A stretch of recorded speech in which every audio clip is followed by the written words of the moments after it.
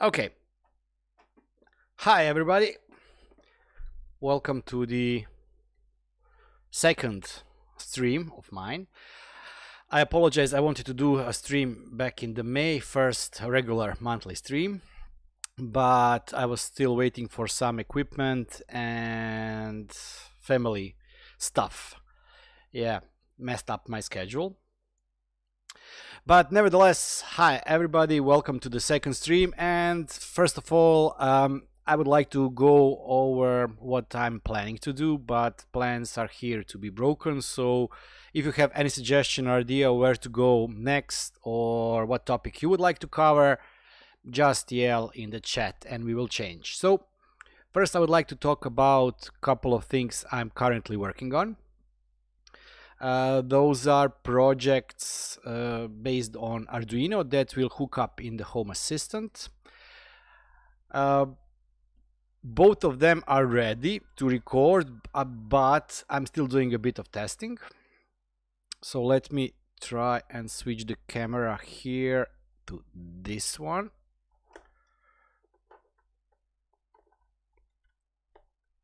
Yeah, everything is popping down. Okay, just a second. Okay, so first thing, any guesses on what this is? This is a Geiger Muller counter, radiation counter. So yeah, I so far recorded COVID-19 sensor, earthquake sensor, and yeah, we had it here in Croatia. So the next thing I'm going to record, no matter what my wife tells me to stop messing around, is the radiation sensor. Unfortunately, the one I got from Banggood is not working. The sensor itself is working in terms of I can get some kind of reading, but the readings are just below what they should be for the normal everyday radiation. So this is sensor number one, and the next sensor I'm currently working and testing is this one. This is AS3935, I think. This is the lightning sensor. This will be used for Home Assistant to detect when the storm is approaching and how far from the edge of the storm you are. It detects lightnings, but unfortunately it will not give you information on where the lightning is. Instead, it will just give you the information where the storm front is from your location. So this one is done. It took me about 2 weeks because not everything was working as it should, but I'm still waiting for some storm to come, and so I can record the video and test if it's working or not. So those two are the projects that are currently in the works. Third one is something that is been on our minds. It was bacteria and viruses. So I ordered those cheap Chinese sterilization boxes that you can use to sterilize your mobile phone or masks or whatever. They are normally selling it as a beauty parlor sterilization box for the equipment. So I got one of those, but I'm still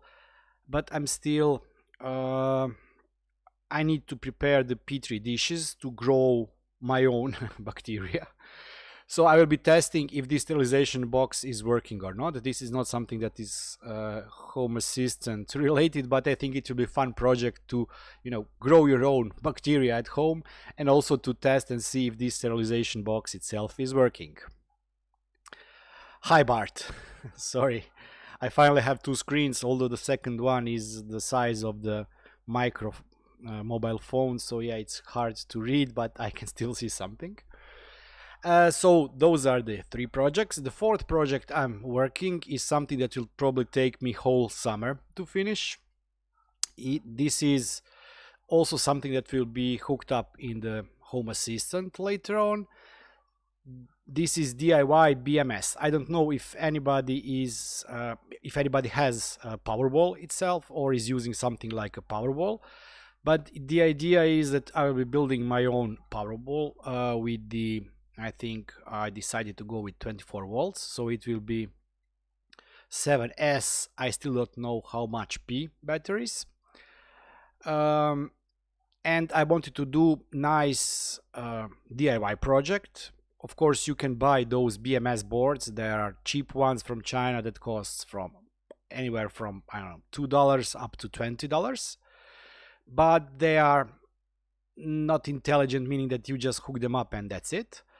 And on the other side of the market, there are professional BMS boxes for the people that are using it as in their homes, off-grid homes. Those cost about $600 plus. So I found on the internet, because anything can be found on the internet, diyBMS box, and that's what I'm currently working on. I've ordered partially pre-assembled boards from the China over last week, so probably in 2 months, because of the delays, it will arrive. Next job for me is to build the batteries. I will also try and find some nice MPPT charger, so you can hook the solar panels there and charge the batteries. And also I will be buying probably 2 small solar panels and hooking it up for test purposes at my own balcony, if I do not get evicted from my wife because of all the trash I'm bringing on home. So this will be a nice project. You would then be able to monitor status of the charging status of the solar panels coming into the batteries, levels of the batteries and things like that, and get nice graphs and automations in Home Assistant.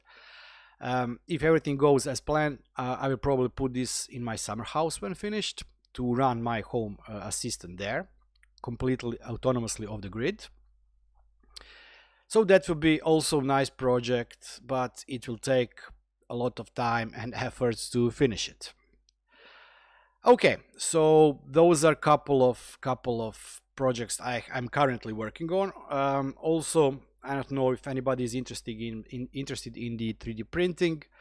I've finally managed to exchange the part that arrived broken from Big Tree Tech.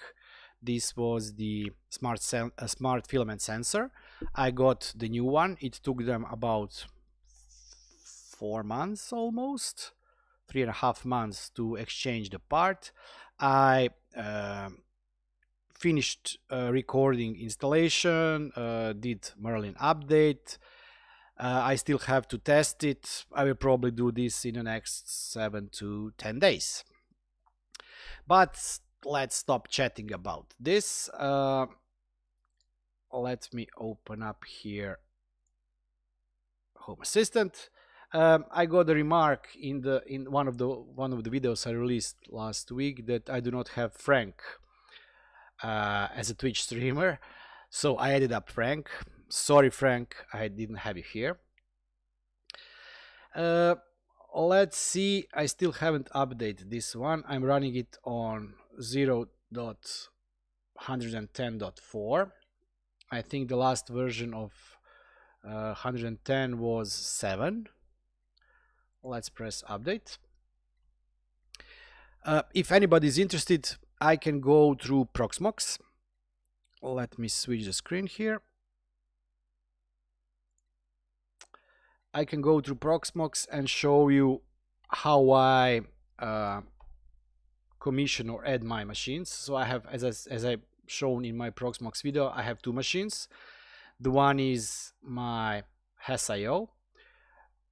It is Synology or Xpenology running on the Proxmox host, and inside of that Synology machine I have Hassio installed. This is a community, Syno Community from Frederike, and really big shout out to Frederike because he did a wonderful job of allowing us to install Hassio inside Synology.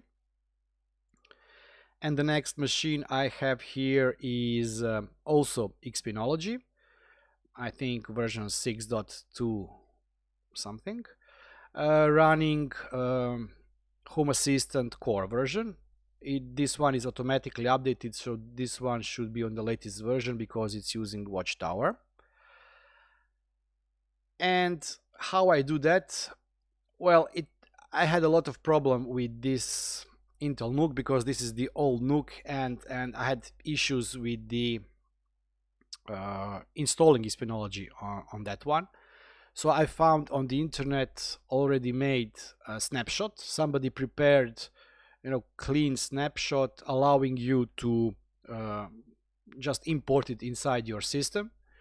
You can just press restore and it will create a new host, and this will be clean Xpenology system running on DHCP. So it allows you to finish up the installation, put on whatever you want there, and have your own system running.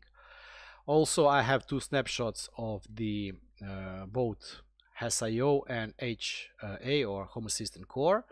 So if I have any kind of a problem or issue, I can just restore them. And as you can see, they are really not that big. Hassio is 2.5 gigs, and the HA Core with the Xpenology is only 1.4 gigabytes. This image is 848 megs. If anybody is interested, I will later on put the link to the file where you can download this image or snapshot. And yeah, it takes you about, after you download, it takes you about 15 minutes overall. Biash. It will take you probably 15 minutes to get not just Xpenology running, but also the Hassio or Home Assistant Supervised. Okay, let's see if no, it's still running. Those are really slow machines. Those are really slow machines. I think it's 1.2 gig processor and something like that, so it takes them a while to process all the data needed to update. Okay, so how's everybody doing? Anybody still in the lockdown? We have been, let's call it, business as usual for the last 2 weeks here in Croatia.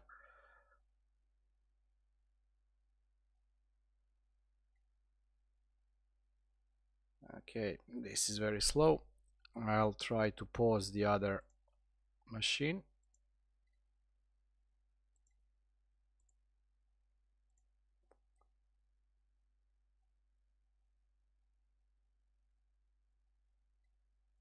Okay.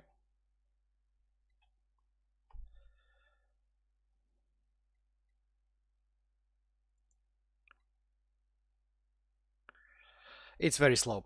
So, what are your thoughts on the changes inside the Home Assistant? More and more components are getting the integration managed through the configuration integrations instead of YAML.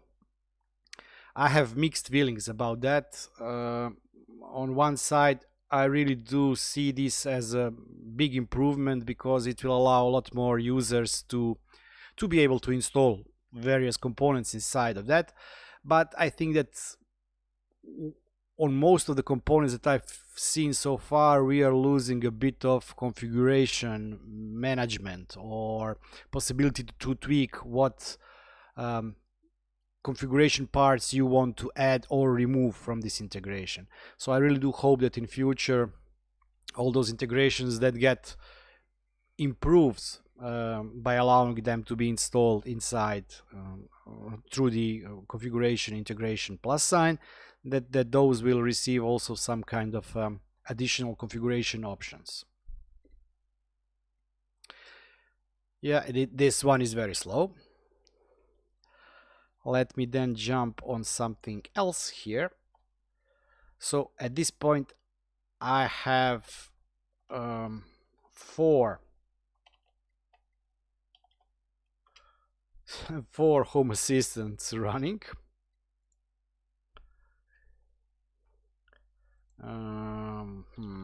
What is here? Let me just try to log in. Okay, yep, that's up and running. So, okay, let me try this. Nope, just a second, let me try to switch to 4th installation I have. Nope, nope, nope, nope.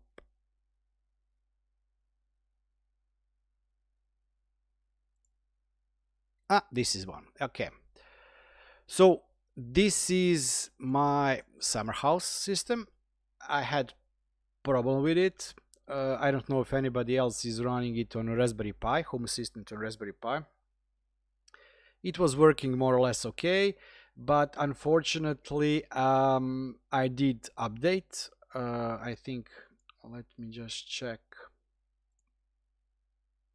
Yeah, it was a Hassio update from 3 dot something to 4.1, and it crashed. It completely crashed. Why is this not changing?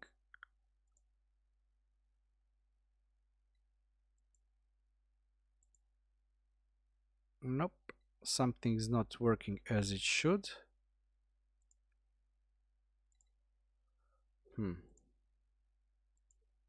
Nope. Let me try this way. Let's add window capture. Okay, and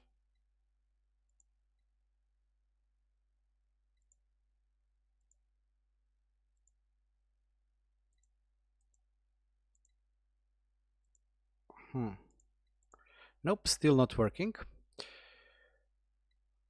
I love those glitches.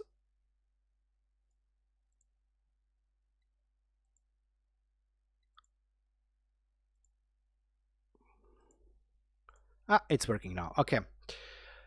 So as I said, I tried to do remote update from the system HassOS 3 dot something to 4.1, and it failed. And I had no way of connecting to this system because it only allows connection on one single port. So I went there, I restarted it 4 times. I think that this is some kind of if it fails 3 times, the 4th times it restarts, it restores the last working version. And I did manage to get it working. And after a couple of days I again played with something. I think I was probably doing another update or something, and it failed. So what I did, I went to summer house, picked up the Raspberry Pi, brought it home with me, hooked it up here, did clean install, imported the configuration here, also did some other tweaks. For example, I added HACS, which I didn't have here. Well,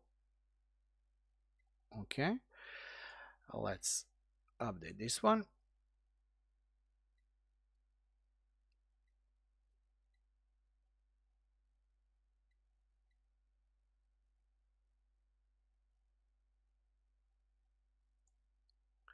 No, Mark, I have not.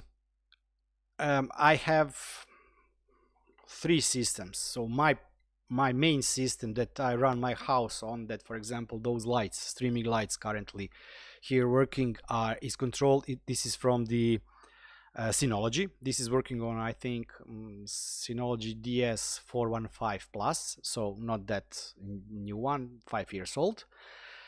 So this is my main setup. The other setup I'm currently the other setup I have here is for testing and recording, because I do sometimes have glitch with my main setup, and all the lights in the apartment are hooked to this setup. So yeah, having wife try to control the lights with voice and them not working, is not fun issue.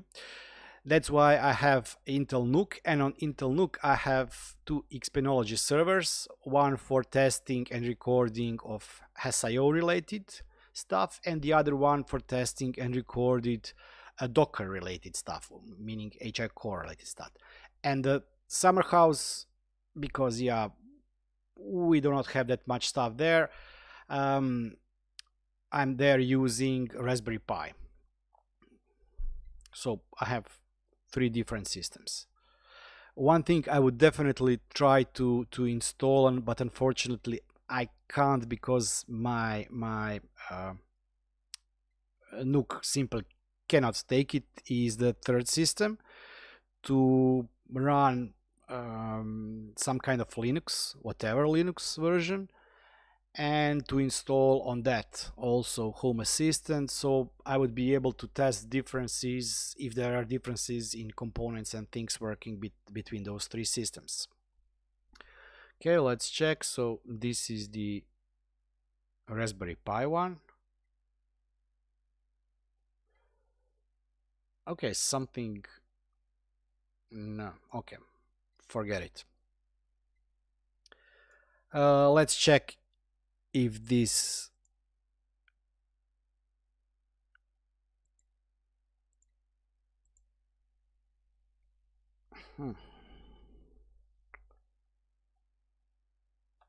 let's check if this, okay, so we just updated to the version 0.111.1. I think we updated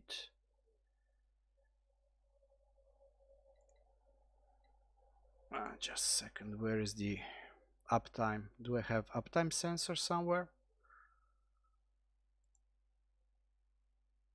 Probably again no. I think we updated 5 minutes ago and we already have version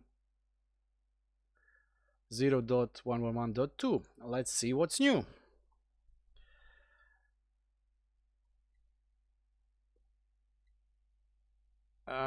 Okay, nightlight support detection, guard on tracks, writing state, missing options in Plex, ZHA metering, Daikin, logbook filtering, access not privileged users, time zone with Postgres, and update front end to the latest version. Okay, nothing spectacular, meaning yeah, I should be probably safe to do this update too. Okay, let me go back. We will not be doing update here. So I don't know if anybody noticed there were a couple of changes. First of all is WLLN sensor is not working anymore. So this was worldwide lightning WWLL lightning location network, okay, something like that. The sensor doesn't work anymore because it was removed, or the data source was removed, so the sensor failed some 2 weeks ago. So I had to remove. I will leave the video, but I did put remark in the comment section of the video that sensor is no more not working anymore. I think that OpenUV has also changed from the configuration YAML file to the integration inside the Home Assistant. Okay, I'm blind. Yeah, this one, OpenUV. Let me check why. Yeah, WWLLN, it can be removed. Nice, sonar was discovered. Test me. Let's configure this one. So this is the sensor I'm currently working on.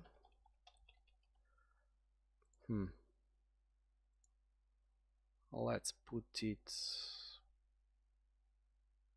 living room. Finish.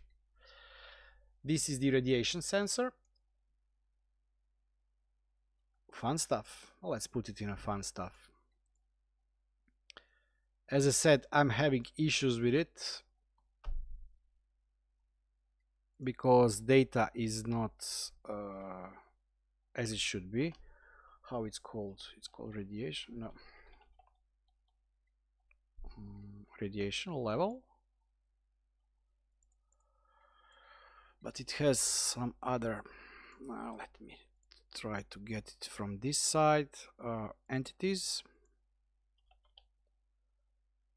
radiation level.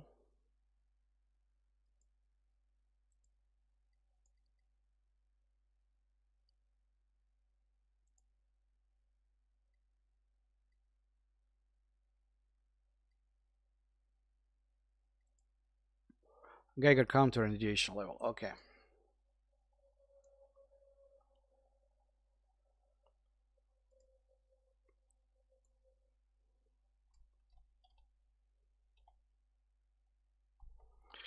Yeah, I'm sick of those earthquake sensors triggering.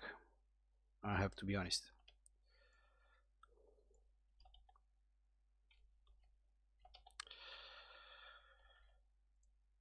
Okay,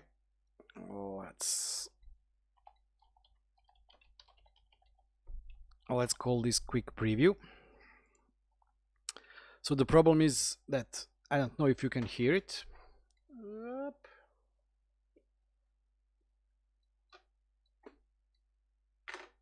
Let me.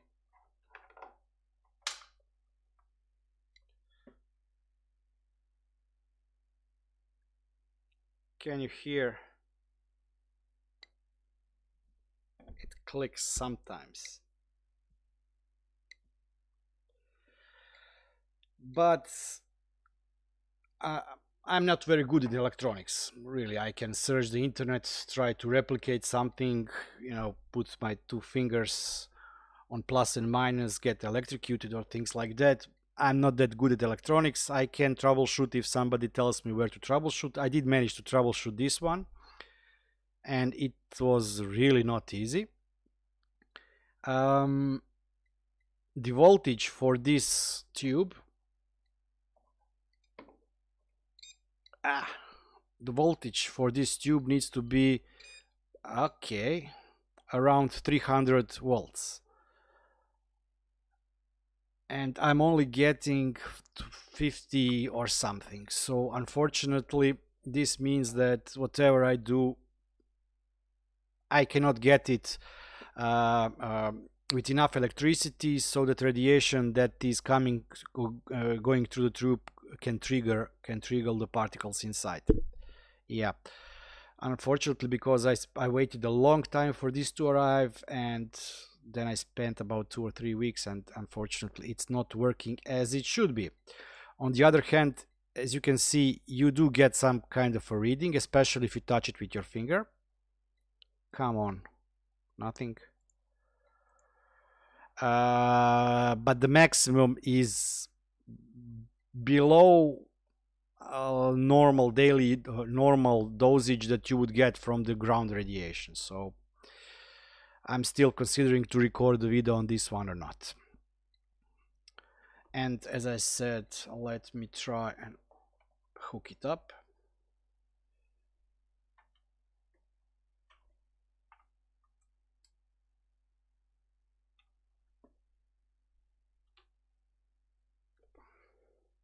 This is the second sensor. This should be replacement, DIY replacement for the WWLLN sensor. So this one here.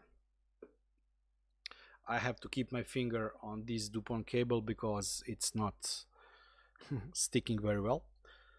It's too big.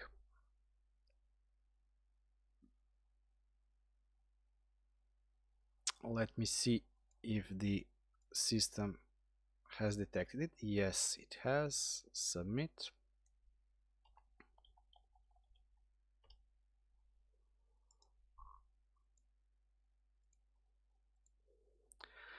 Okay, so now we should have this one: distance to storm, lightning energy, and storm warning.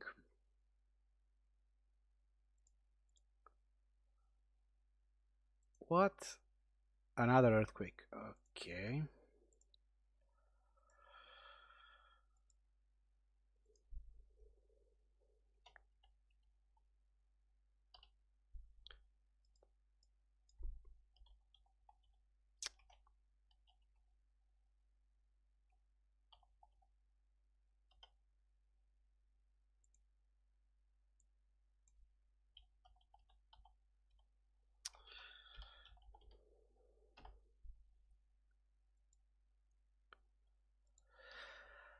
So until I get proper storm here, I'm unable to this is a funny thing, this sensor.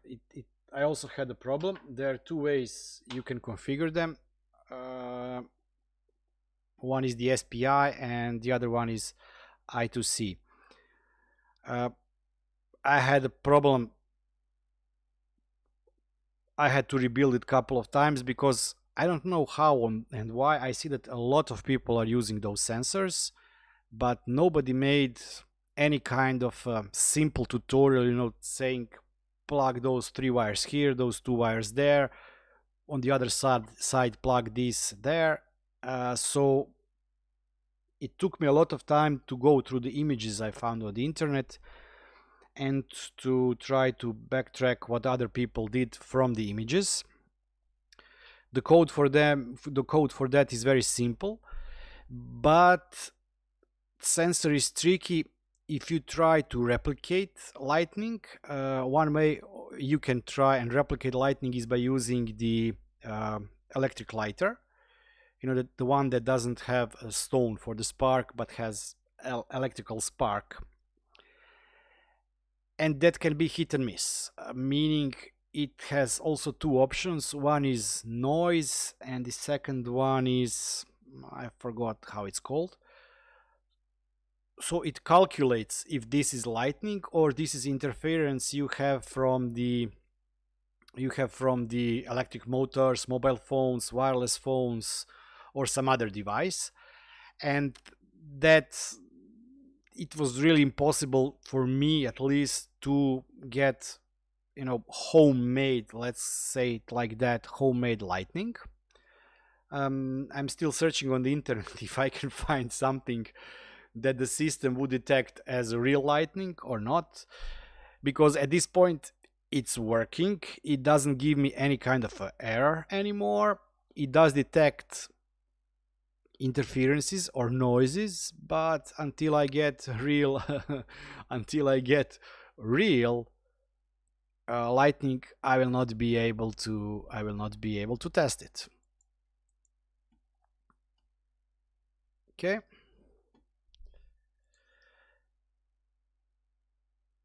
I really one question: did anybody install this GDACS sensor? It was fun sensor. I don't think that I have it here. Let me, no, I do have it here. I should have it here. GD, yeah, I do have it here. We have two alerts.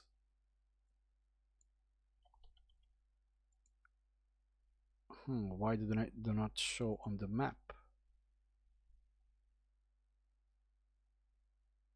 I have to check it, because I know that there was event in the Czech Republic, floods detected, and we have drought in the Central and Eastern Europe. So I got warnings. On those two. Okay. So let me jump back to the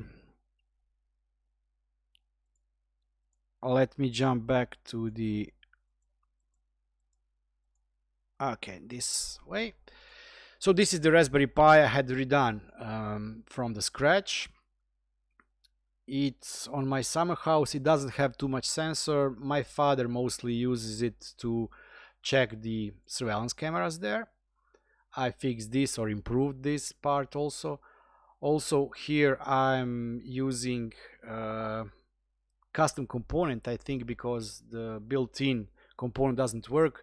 This is weather underground sensor. Since we have PVS, or personal weather station, private weather station, whatever PVS means, we are able to pull data from the weather underground. Unfortunately, since IBM bought them, they closed the API. It was really good API, providing you with a lot of data, a lot of information.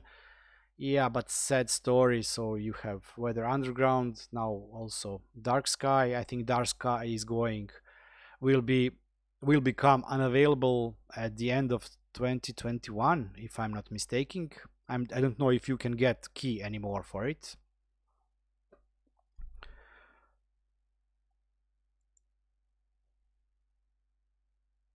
Sorry, Mark, I see that once again your message was deleted.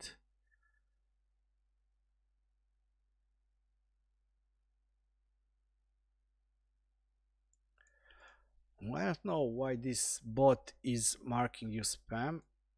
I have to fire the bot.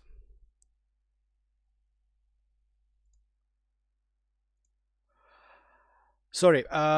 So when I updated everything, this custom component stopped working, so I have to fix that. When I fix that, I will ship it back to the summer house. It's just doing, as I said, cameras, which it doesn't have access from here, weather for location, also monitoring on the Synology device that's located there, and statistics for the Raspberry Pi itself. So not much going on in the map, but my father likes it, so he can connect there and check the cameras, as I said. Also, what I've added now is HACS. So I can add other integrations remotely, because it was impossible for me to remotely install HACS since I do not have SSH access to the Raspberry Pi. I couldn't dump those files inside the custom components folder. And what I added also, this Raspberry Pi has a CC2351 stick for the ZigBee.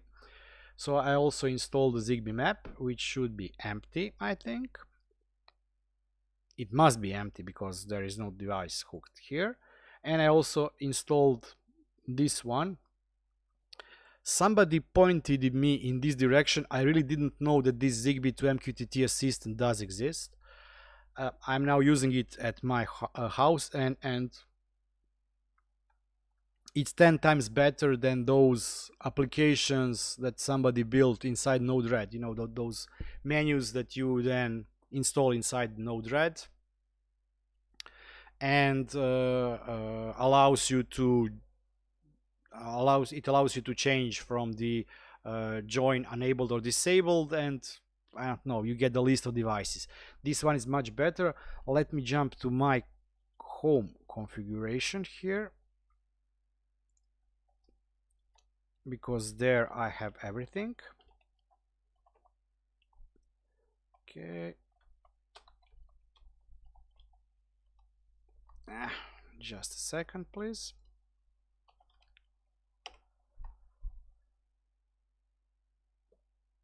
Okay.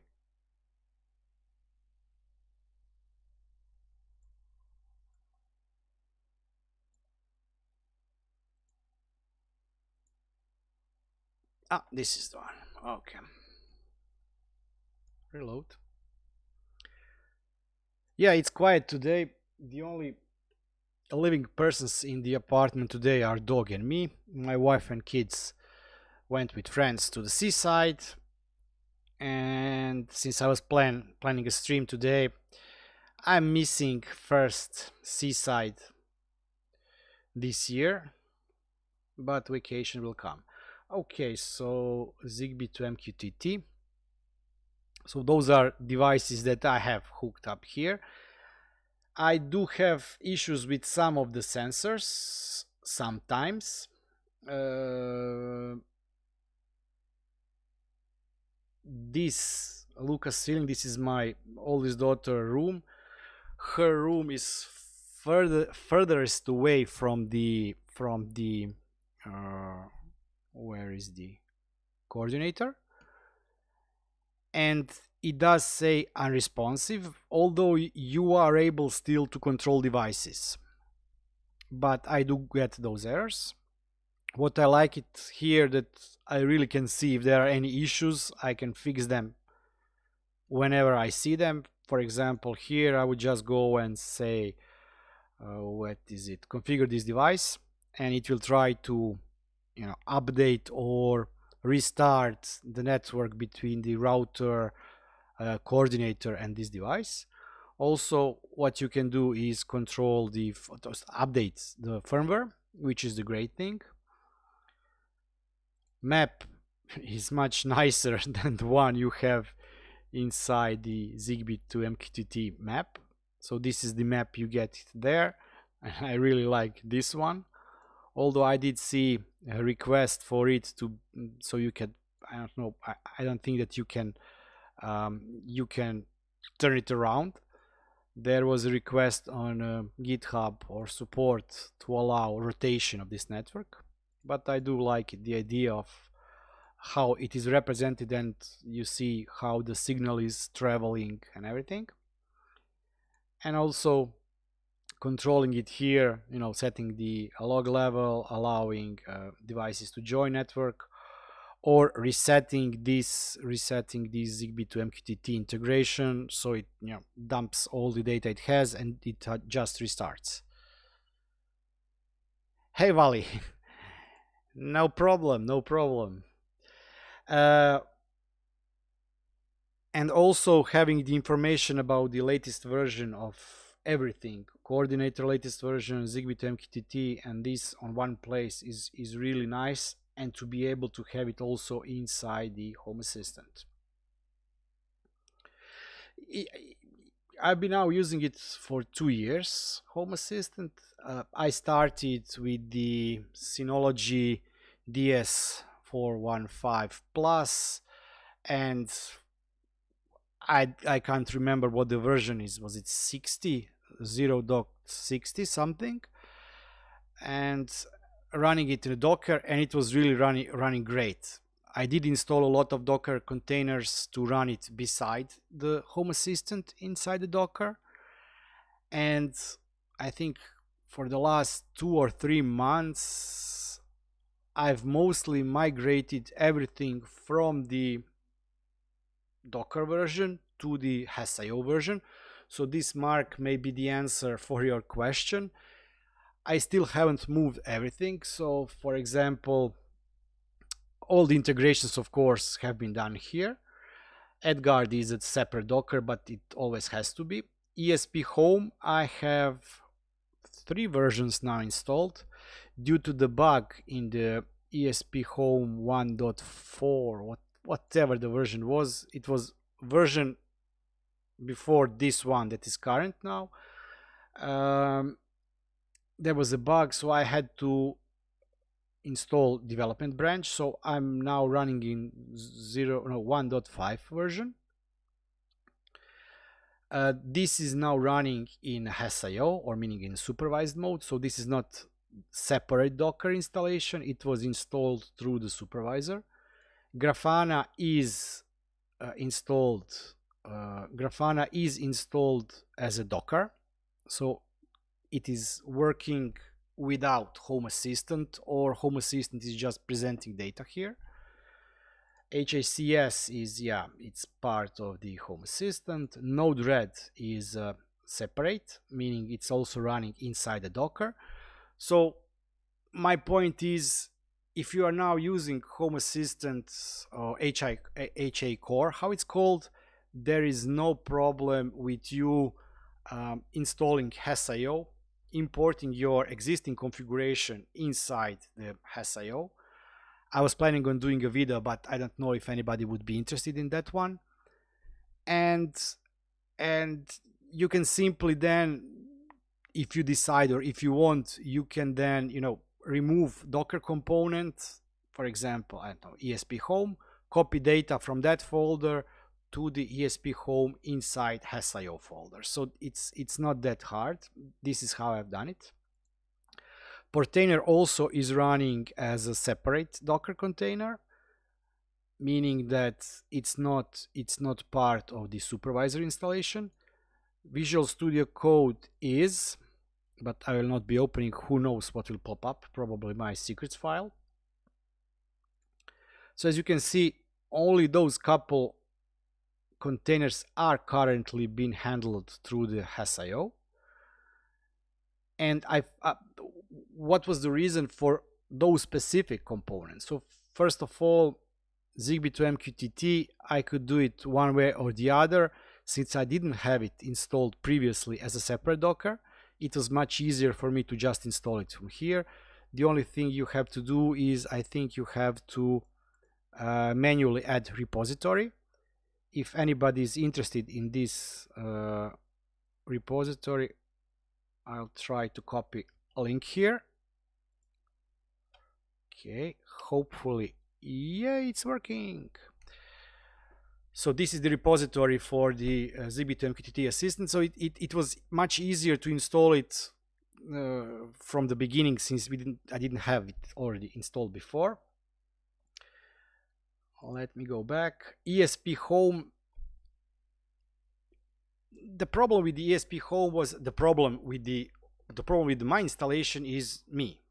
So the system itself works great, but I did some tweaks to improve my own experience that are maybe not that recommended. So I'm running it with the fully qualified domain name. Mark, this is a great question. I will just try to finish the sentence and I will get back to that one. So I'm trying, I have my own URL and I'm accessing from the outside my system with that URL, but I'm also using the same URL inside the network because I want to have seamless experience when I'm working on my mobile phone. If I walk out of the apartment, I want my Home Assistant application to simply continue working without the changes in the IP addresses or whatever. That brings me to the other problem. I want to have everything running with the SSL, and running ESP Home as a separate Docker container with the SSL is even more pain than running Grafana with the SSL connection or Portainer or Node-RED. So I was unable to run ESP Home from iframe because if you are using SSL connection, if you are using the SSL certificate to encrypt the traffic, it doesn't allow you to embed non-encrypted web pages, and ESP Home was plain HTTP and it didn't allow me to embed. So this was the reason why I got pushed to move ESP Home much faster to the supervised version. Same thing with the Visual Studio Code. Visual Studio Code, I was just unable to get it working with the SSL certificate, so it was much easier to use the one from the add-ons. No, Mark Jones, no. The question, the answer to that is no. But why no? If I go to my Synology, just give me a second, please.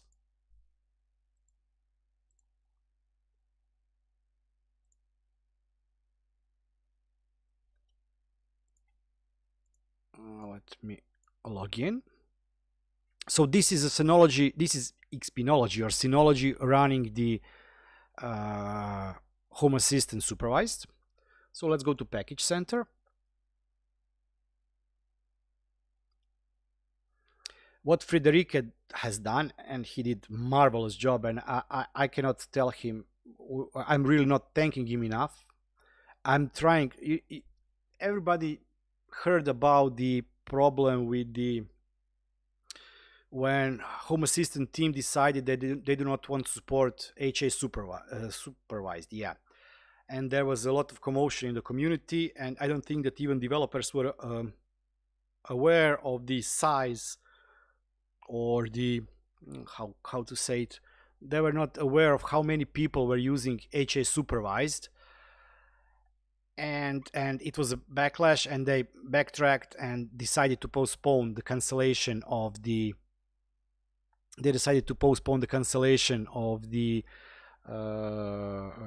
support for this. I'm afraid, I'm not afraid, I do not want to see this happening also to Frederike. So what Frederike has been doing for the last 1 year, he has been the guy implementing everything, trying to make it work, and also trying to help the community fix the errors and whatever. So last couple of weeks, I've also, let's say it, I've also stepped up my what I can do in the community and start trying to answer questions in regard how to fix an issue, so Frederike would have more time to do development or fix bugs and less time getting all those questions on why something is working or why something is not working.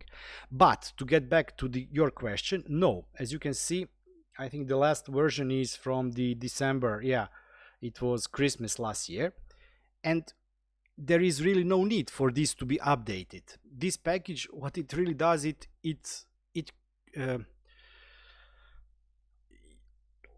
I don't want to go into details of how HA Supervised works, because I would probably tell you something that's not 100% correct, but more or less it creates prerequisites for the Hassio Supervised Docker to start. It creates network information, it publishes or it provides to the supervised information about your external devices. So this is really a script of creating environment, and everything else is pulled from the publicly available Home Assistant Supervised repositories. So when there is any kind of update online, meaning that you just go inside where it is now, you just go inside your Home Assistant, go to Supervisor, and just click here Update, and that's it. You really do not need any kind of update to those packages. But I also made a lie, because yeah, Frederike is also updating packages. If there is a bug in the installation script or something, he does work on that, and he's trying really hard to fix and make it as seamless or as easy as it can be a process to install and get the Home Assistant running. Sorry for long rambling. I work in sales, so I apologize. I can talk probably for hours, and I don't know, maybe there is nobody on the stream even and I'm talking to myself, but my wife tells that's normal for me. Cheers.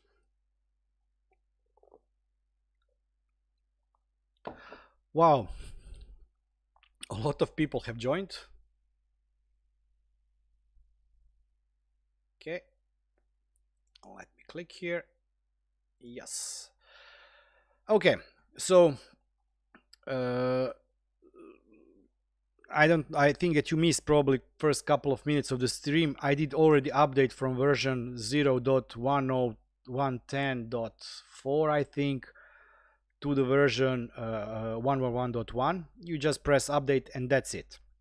It pulls the same files that Raspberry, I'm oversimplifying this, but let's say it's pulling the same files it would pull on the Raspberry Pi or some kind of Linux distribution user would use. Okay. Yep. So what next? What next? What next?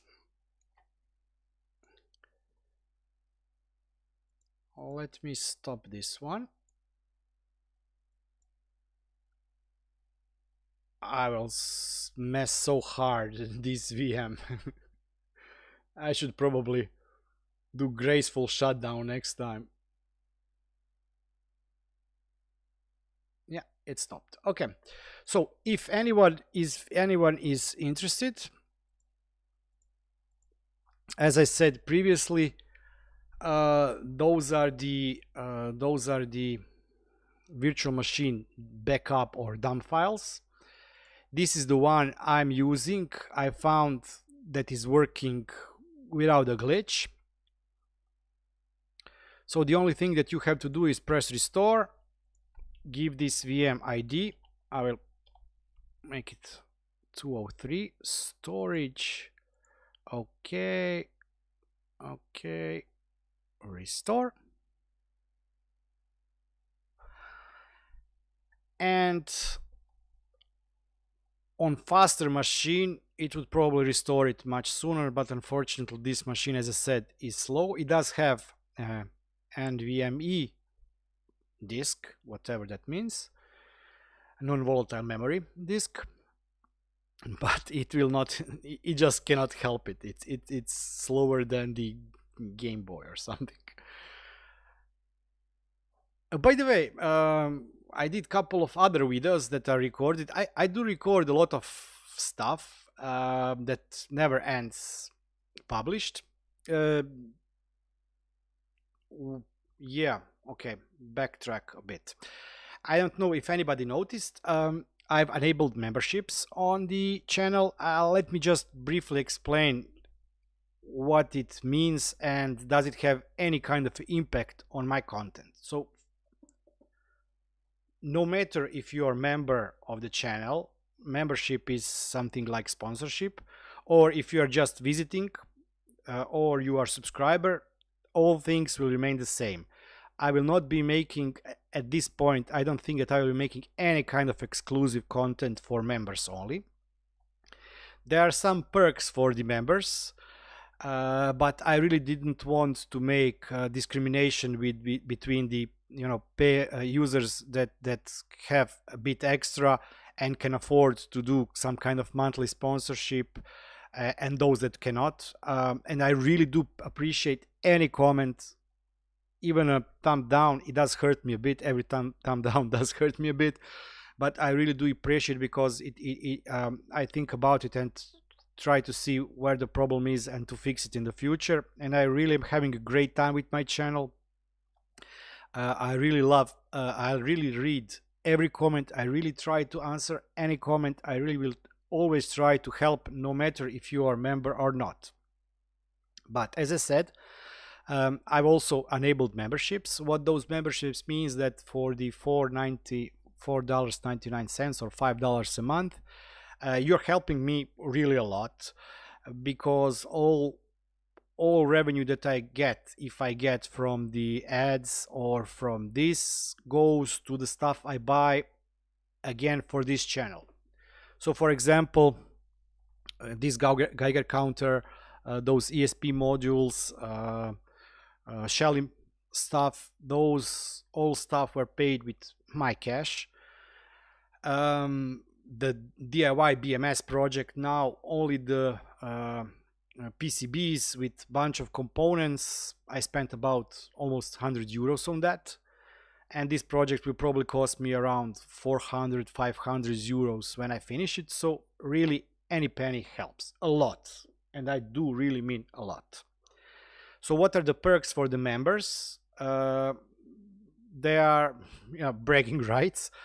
I still haven't customized. I'm bad at graphics. I'm really terrible at drawing, so I cannot draw some kind of a ball or circle for a head and then legs and arms. Even that will look terrible. So I'm looking for someone to help me out with drawing those emojis for the members and badges that you get when you are a member. Also, members will get early release of the videos, but when I said early release, it means 24 hours before I release my videos, I will make them available to the members. So yeah, members can see it one day early, but everybody else will still see it. I think that third perk of the members is to get name listed at the inside the videos, and I was thinking a lot about it. I will not be putting it at the end of the video. I will definitely put it somewhere around the intro, so those names can really be visible, and I really do mean thank you. I have already, I think, one member. And the last perk is on the Discord, where there are now around 100 people. I've created a separate channel. There will be nothing fancy going on there, but they will have their own place where all the members can chat whatever. But I think that this will allow everybody to benefit from this one, and but also for all the people that cannot afford $5 a month, to give them also access to all the information and all the videos. Okay, enough of rambling about that one. Okay, just a second. Yeah, I managed to switch off the camera. So the restore or building of the new VM is done. Good question. How do I now know what is the IP address here?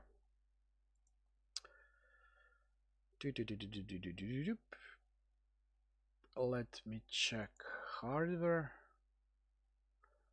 Yeah, funny. Ah, I know. Okay, I remembered. Yeah. Before I went into memberships, I wanted to tell that I have a lot of videos that I didn't release. So, for example, I have so far 5 Queen LED diyGMS boards. Those boards are used for the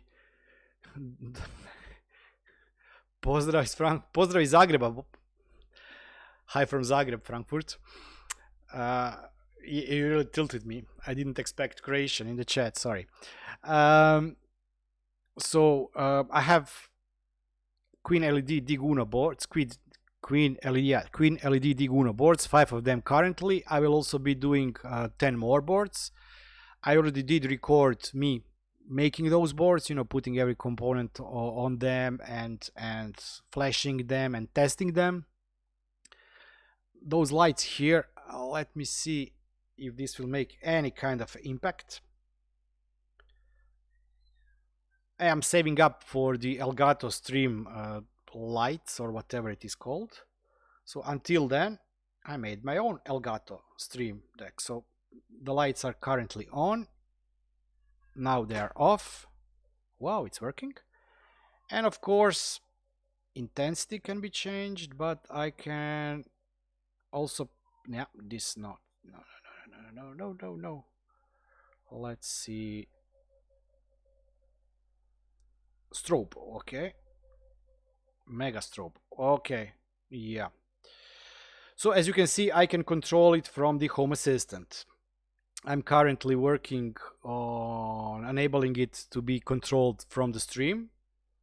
So whenever somebody joins the stream or something, the lights will change, but this is ongoing process. I'll probably do it with the Node Red.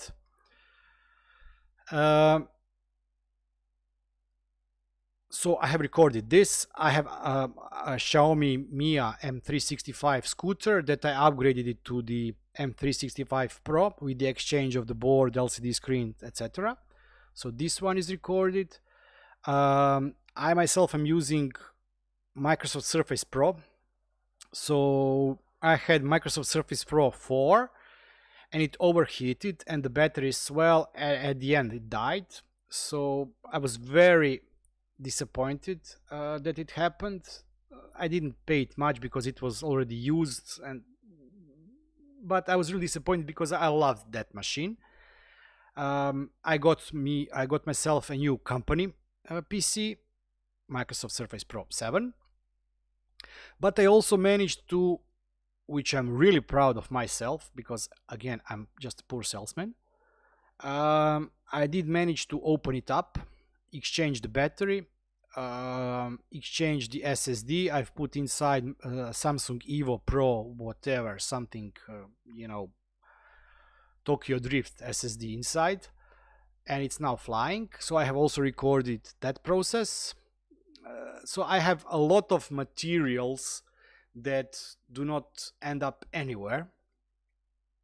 Also failed projects, for example, failed how-to videos. I don't mean by bloopers. I don't know if you have seen, I have previously recorded video for the Social Blade, and this integration, it took me almost 4 tries of recording and 4 months of recording to get it working because there was a bug. So whenever I tried to record that integration, it would fail. So I have, I don't know, bunch of those Home Assistant how-to failed videos because there is a bug in the system. GTFS is one of those. So I'm still considering what to do with this material. If somebody would like, I would just, you know, do some crude editing and put them online and you can enjoy, have fun, whatever. I will probably have to censor a lot of the cursing and yelling I have in those videos. For some I have spent a lot of time and they didn't work as I planned. Okay, so now we have, sorry for this rambling. So now we have this new Xpenology running. And what you would need to do is you would need to open the web browser. How it's called? Synology. Just a second. So this one is called. Let me change the screen here. Okay. So it's called Synology Web Assistant.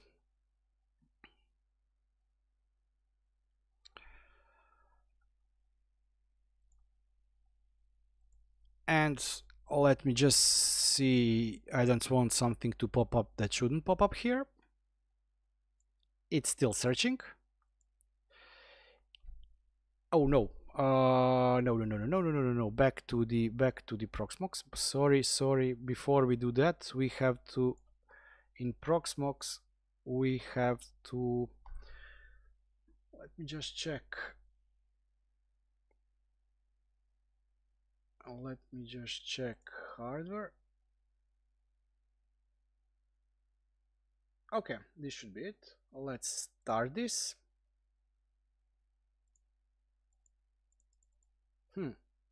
I forgot to do something.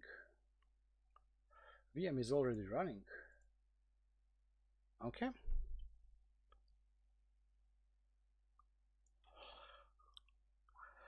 Lucky me. So as you can see, if you ignore my talking, a lot of talking, you would just create from this image a blank system, start it up. You would use the, yeah, you're correct, but it's working already.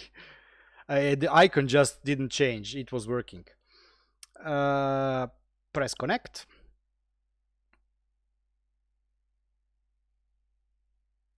No.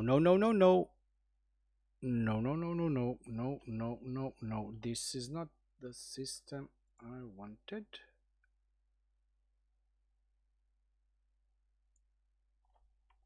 I have too many home Synologies running.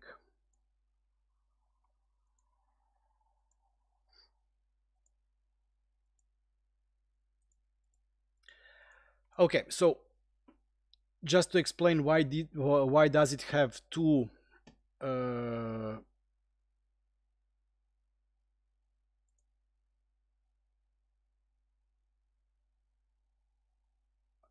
okay, yeah, I will have to, yeah, no, doesn't matter. So why does it have two network adapters running? Because this is Xpenology. It tries to verify serial number with the Synology servers, and since it doesn't have a valid serial number, this network device 1 is down. The network device 2 is the other IP address that Synology is not using to connect to the internet.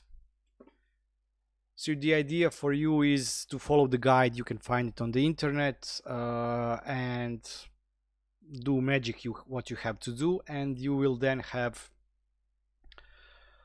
a valid serial number, and you can then enable this other network adapter.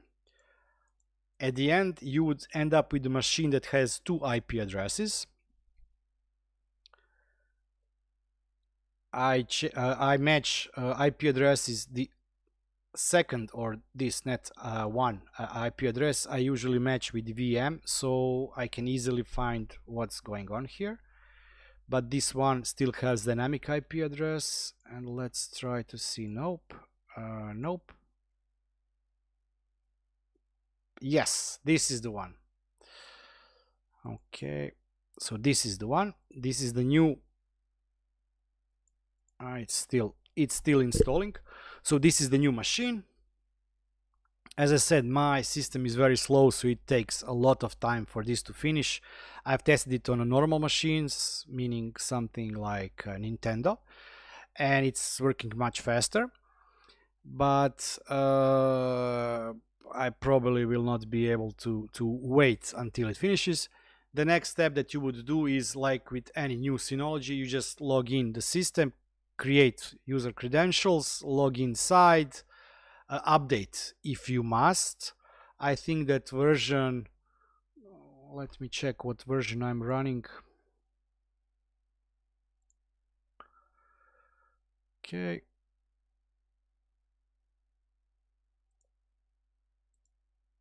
So let's check here, control panel, updates. 6.2 is the latest version I'm running, but I think that you are also safe to install this 6.2.3. So you would just patch it, install the latest version of DSM. After that, you go to Package Center. Oh, I'm already in Package Center. And for that, I have already also recorded video. You just go to Settings, Package Sources, add this package source, go into the beta, enable yes, I want to see beta versions. These are the beta versions. And what you would do then is just search here for Hassio, yep, and install it. So you could have Hassio running in a virtual machine, I think in less than half an hour. There are some issues. If anybody's interested, probably next stream I could go through this whole process and try to recreate the issues you could have. I don't think that I have any kind of a problem here. Now let me check it. So there are a couple of things that could be going on. As you can see, this machine is up and running for 54 minutes, but this is because I updated it. Supervisor multicast DNS is up for 8 days. It did restart at one point, and the other machines are running for 13 days. So this is audio and command line interface. If you have issue with the Hassio supervisor restarting, there is an easy fix for that. What you could do is you could I've seen that people have deleted, going here in the package center, stopping it and then uninstalling it. But the easiest thing to do, and what Frederike also has put inside the guide, you just go here, stop it, wait for all the Docker containers to stop. Mind you, there was a poll on the community. When those containers stop, you normally have all those add-ons still running, meaning that even if the supervisor is off or Home Assistant is off, those add-ons keep on running. So there was a poll on the community tab. You can go there and vote yourself. What do you think should be status of those add-ons? My vote went to have them stop. The reason is that inside normal Hassio, normal Home Assistant supervised, those containers also stop when the supervisor stops. So the boot up procedure goes something like, first you have a Hassio supervisor, after that you have other network related Dockers running, command line interface, DNS and multicast, and after those are up, you have Home Assistant started. So supervisor first starts, verifies if everything is working, if the network is available, starts whatever it needs to start or restarts, and when the system is stable, it starts Home Assistant. Those add-ons really are not needed until the Home Assistant is up. Some add-ons, from my testing, from my experience, from my production setup, some add-ons can work great even if Home Assistant is down. And they are not influenced on Home Assistant going up or down. The other add-ons require you to restart them if you restart Home Assistant. I can't remember what those were, but I know that some worked perfectly. The other ones I had to manually restart. So as I said, this would really be the installation problem if you have Hassio supervisor restarting, or for example Hassio DNS or Hassio multicast restarting. You would see it here as, you know, up for 1 minute, up for 2 minutes, then stopping, then again starting, then up 1 minute, up to 1 minute. If those things would happen, the easiest way to fix the problem is go here, press stop, wait for everything to stop. If, for example, one of those containers here doesn't stop, you can just, after 5 minutes of waiting, just press here on 0 to turn everything off. When everything is off, press start. Sometimes you have to repeat the process more than once, but usually doing it only once will fix the problem and everything will be working as well. The other problem people have, which really is not a problem, but it, you know, people are allergic to those things, is let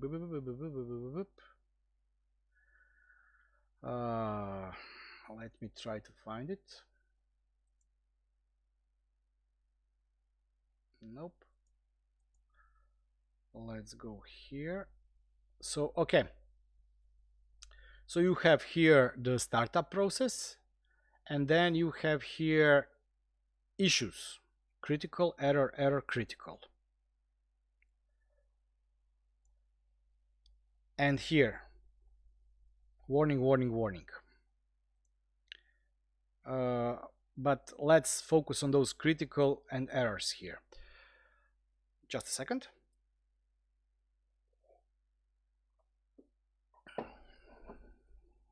Anybody can guess what this is? It's not coffee. Okay, so those here errors, those 4 errors here, is what most people do see. Docker version 18.09.8. Let's go back to, we are in Synology. Let's go installed Docker. Give it just a second for the system to boot up. It's so slow. Okay, so hey Rene, thank you very much. It means really a lot. Thank you. So I don't know why Synology does things like that. We have version 18.09.0 and it's running version 18.09.8.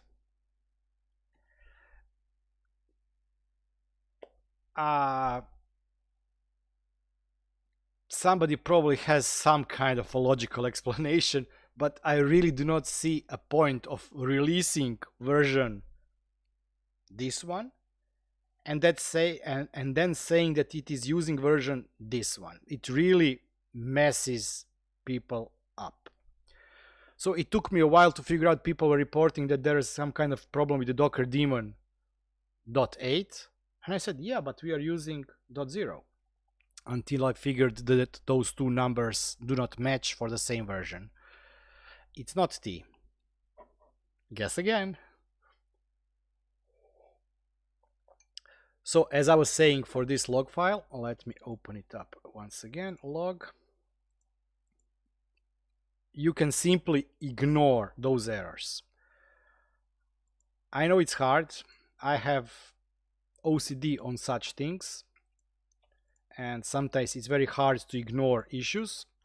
But this error, Docker version 18.09.8, is not supported by supervisor, can be ignored. Docker storage driver BTRFS is not supported, can be ignored. So if you have this in your log file and your system is working normally, you will definitely know if your system is working normally, because you will see it in the, you will see it if you can control the lights, get information from the sensors or not. So if you do get those things running, you have those errors, you can just simply ignore them. There are really a lot of questions in a Syno community thread for this community package. Let's check if my new system is up. Unfortunately, no. Let me try to type here the IP address by hand.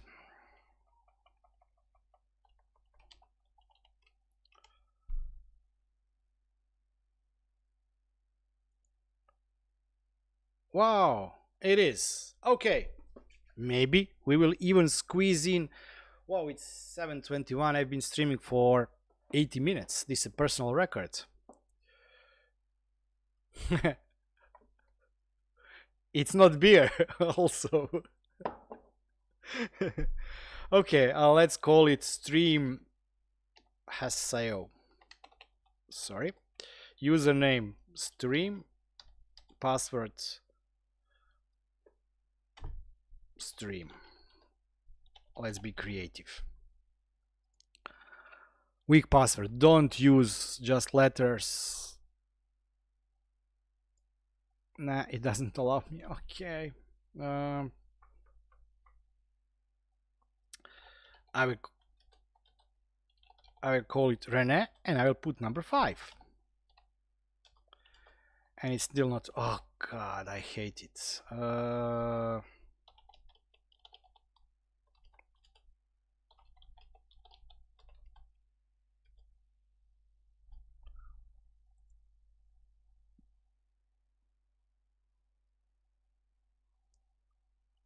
Is it working? It is. Yay, finally.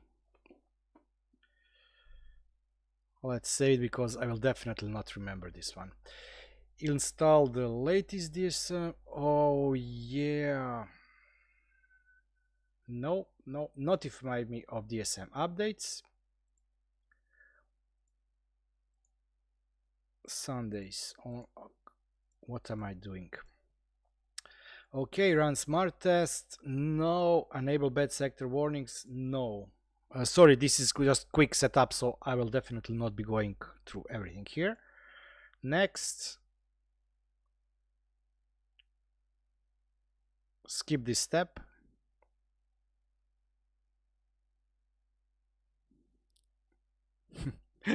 It's not.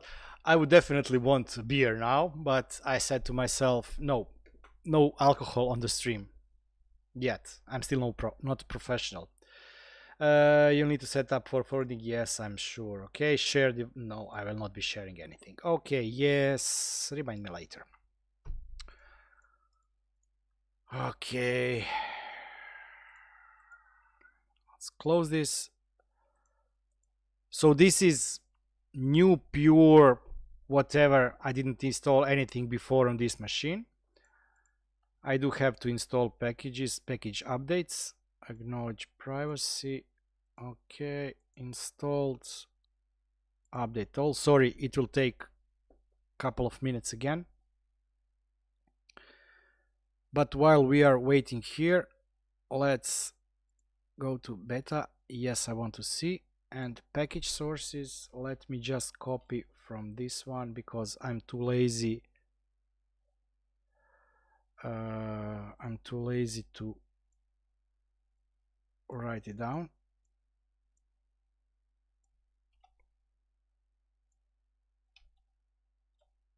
Okay, add this one, Syno Community. Okay. Yep. Okay. There were also some other issues with the installation of the Home Assistant Supervised, or Hassio, inside Synology. It's not why. I have to be honest, it's just pure coke. But I wanted to show this mug. Okay. Yeah.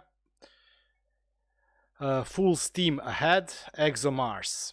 And there is a, whoops, sorry, there is Zagreb, Croatia 2017. This is the EU project for kids in high school, and my daughter was part of that project, and they had from the I think that mission for this STEM was to I think that mission for this STEM project was the landing of the rover on Mars, and the kids were doing a lot of projects with that, 3D printing parts. They got from the one of the astronauts from the lunar landings, they received a big how do you call it, the carpet of the lunar surface, so they can simulate the landing. It was really fun, and my daughter was part of that project. I'm really proud father. So this is her cup and my pure Coke. Wine will be after stream. Okay, so everything is updated here. Community should be now synchronized also. I started saying that hi Leland, not much, me rambling about everything, going back and forth between 75 installations of Home Assistant, but you are just in time for me to install brand new Home Assistant on this machine. After, okay, just a second, I forgot that I forgot to install something. Let's install Docker. No, let's try do it this way. Okay, Home Assistant Hassio is here by Frederike. Frederike, really thank you once again for creating this installation package. Let's try installing it without Docker pre-installed. I wonder if it will be clever enough to pull the Docker package or not. So let's join beta. Yeah, great. Yes. Oh god, I forgot to add volume.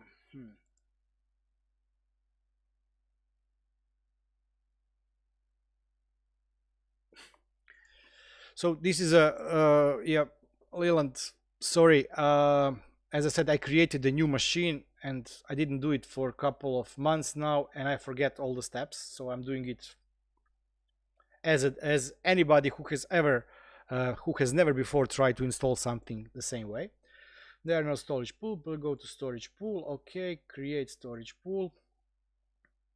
No, this is not initialized. This is initialized. Okay, create better file, whatever. Basic.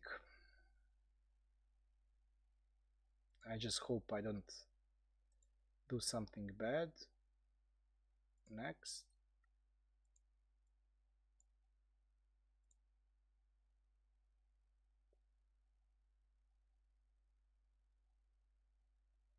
Let me just check what I created here in the Proxmox. You can now also see me working in Proxmox. Maybe not. Yes, you can see. Okay, so if we look at this machine, I have two disks. One is 52 and the other one is 20 gig. And this machine is 52 and 8 gig. I think that 52 is used for the no, it's too small to be for the boot. Let's go to the Synology. This one, no control panel, but let's go to the storage manager. So I have here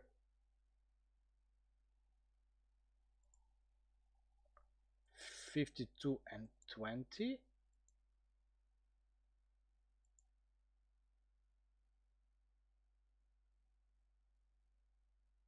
Disk 2. Okay, so I was using this too. Sorry. Hi Bogdan, welcome. Okay, this will be fun. Sorry for jumping all over.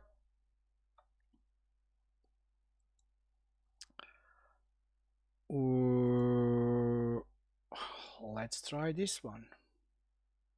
No. I'm skipping testing of the bad sectors because of two reasons. First, time, and the second thing is that this is the virtual machine. Let's press apply. We have just created the new Synology virtual machine, and we will be now proceeding with the installation of the Hassio.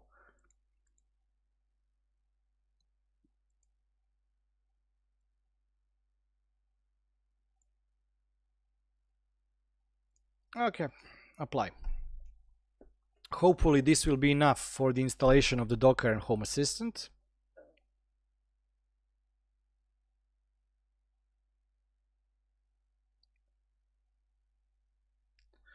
It's creating.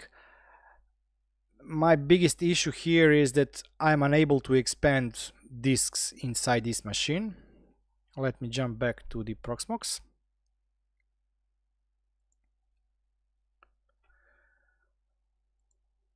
So this machine has, as I said, two CPUs running on 1.1 gigahertz, very slow, and it has only one edge hard disk or SSD inside, and it's I think 110 or 120 or 30 gigabytes. So I had to split it. Part of that is used for Proxmox for system files, and the other part is used as a space for the virtual machines. So that space also has to be divided into the quantity of the virtual machines you're using. Those two virtual machines, each one is using 20 plus gigs plus backup. So this is the reason why I'm only why I only have 6 gigabytes available for this machine. Let's go back and check if this is done. No, still not done. Yeah, Bogdan, this is Xpenology is emulated DSM for non-Synology servers, as Vali said. Yeah, I would. As I said, this is my test setup. You have to remember that before I put Proxmox there, I had installed this Xpenology directly on the bare metal. It had much better performance because Synology was using 2 cores, and also it has all the RAM. It had all the RAM available. I think that this machine has 10 gigabytes of RAM. But I was only able to test either Docker version of Home Assistant or Hassio version of Home Assistant at the same time. So that's why I installed Proxmox, and I also divided the resources between the two virtual machines. Now I've added third virtual machine. It's now running as it should. Great. So we can now install this package. Join beta. Install Docker. Yes, and hopefully we will have enough space. yeah, it is. But this is, as I said, only my recording setup. And when I said recording, I do not record on it. I record with it.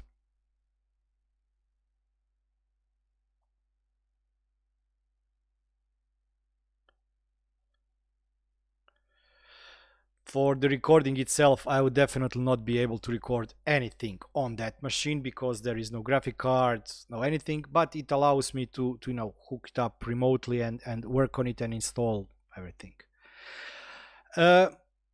Raspberry Pi is great. I'm still waiting to be able to buy Raspberry Pi 4. When I say to be able, I have a list of things that are, either I'm waiting for them to arrive or waiting to buy them. But I don't know, wives are strange. My wife said, yeah, we should probably eat something next month and plan a vacation. So she didn't allow me to spend all my salary on those stuff. So Raspberry Pi 4 will be scheduled for later in the year, because I really want to try and put Proxmox on the Raspberry Pi, because that's also great device. So Raspberry Pi and Home Assistant are made for each other, until if you are using version 4. If you are using version 3 and have too much of those add-ons, and you have a lot of the integrations, large database, then you may run into performance issue at some point. So I really am looking forward to install a Raspberry Pi 4 with the SSD, booting from the SSD drive, and to see that monster running. It will be definitely faster than this Intel machine I'm currently working on. It's good that I can talk that much, because we may be able to get this system up and running at the end.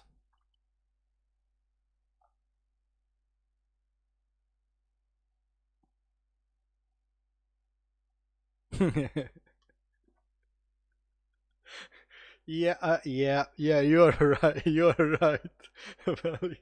Yeah.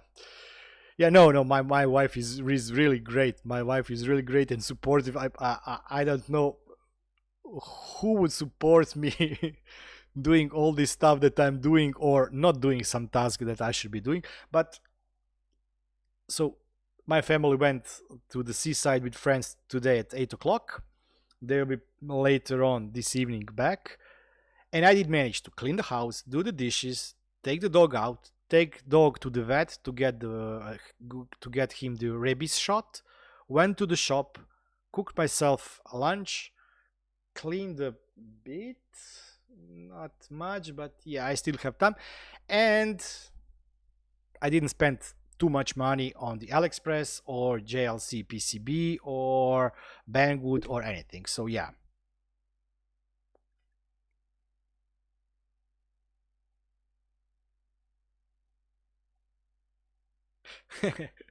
Yeah, Bogdan. About that. Yeah. So it's funny how this quarantine started, and we ended up all at house, and at one point there was a problem of getting food. Not that we were hungry, or that there was no food in the shops, but you couldn't make an order for delivery because it was filled for weeks in advance. So if you miss something, you had to go out, and there was a problem with people,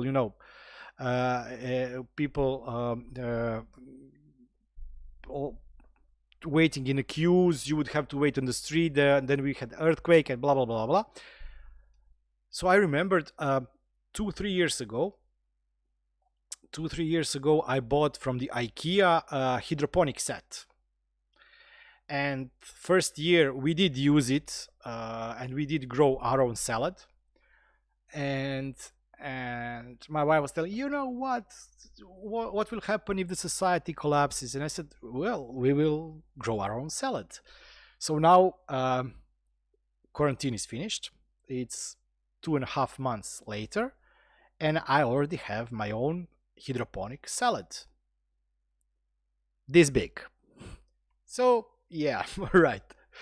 Also tomatoes. I went out and bought plants. I didn't plant them from the seed. I bought the seedlings, or how do you call those? Yes. How do you call those small, seedlings or whatever? It is big already. Okay. Apply.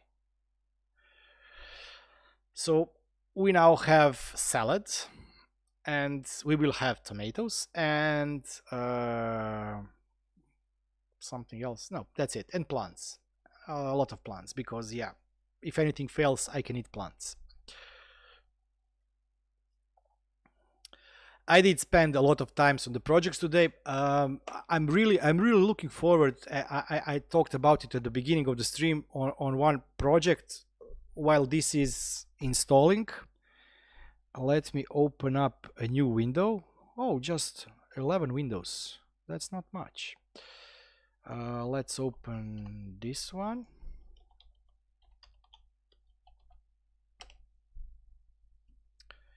and let me change it here. Okay, I don't know if anybody has seen this. This is diyBMS version 4, and I'm currently working on this. I ordered most of the components for it. Some, as I said, I bought PCBs with some of the components pre-soldered, because you will not see it here from the pictures, but I can manage soldering these. I can manage soldering even these, but there is component that is, it's not 0805, it's 06 0 something, and I'm my fingers are, I'm getting old, eyesight, I simply cannot solder that. So for the first time I did go to JLC PCB, uploaded the designs, Gerber files, uploaded the components,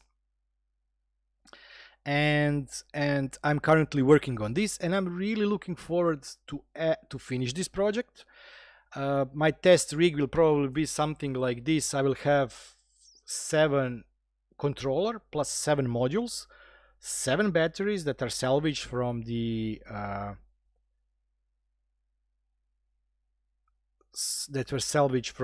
laptops, and temperature sensors. So I'll be creating, you know, a really small Powerwall mock-up, what if, that you can of course scale, and if anybody's interested can do, you know, really Tesla Powerwall DIY with the great BMS.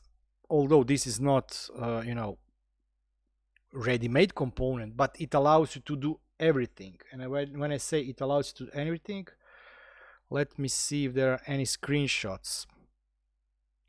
It has full battery monitoring, charge, discharge, charge, discharge. It also has sensors for the temperature,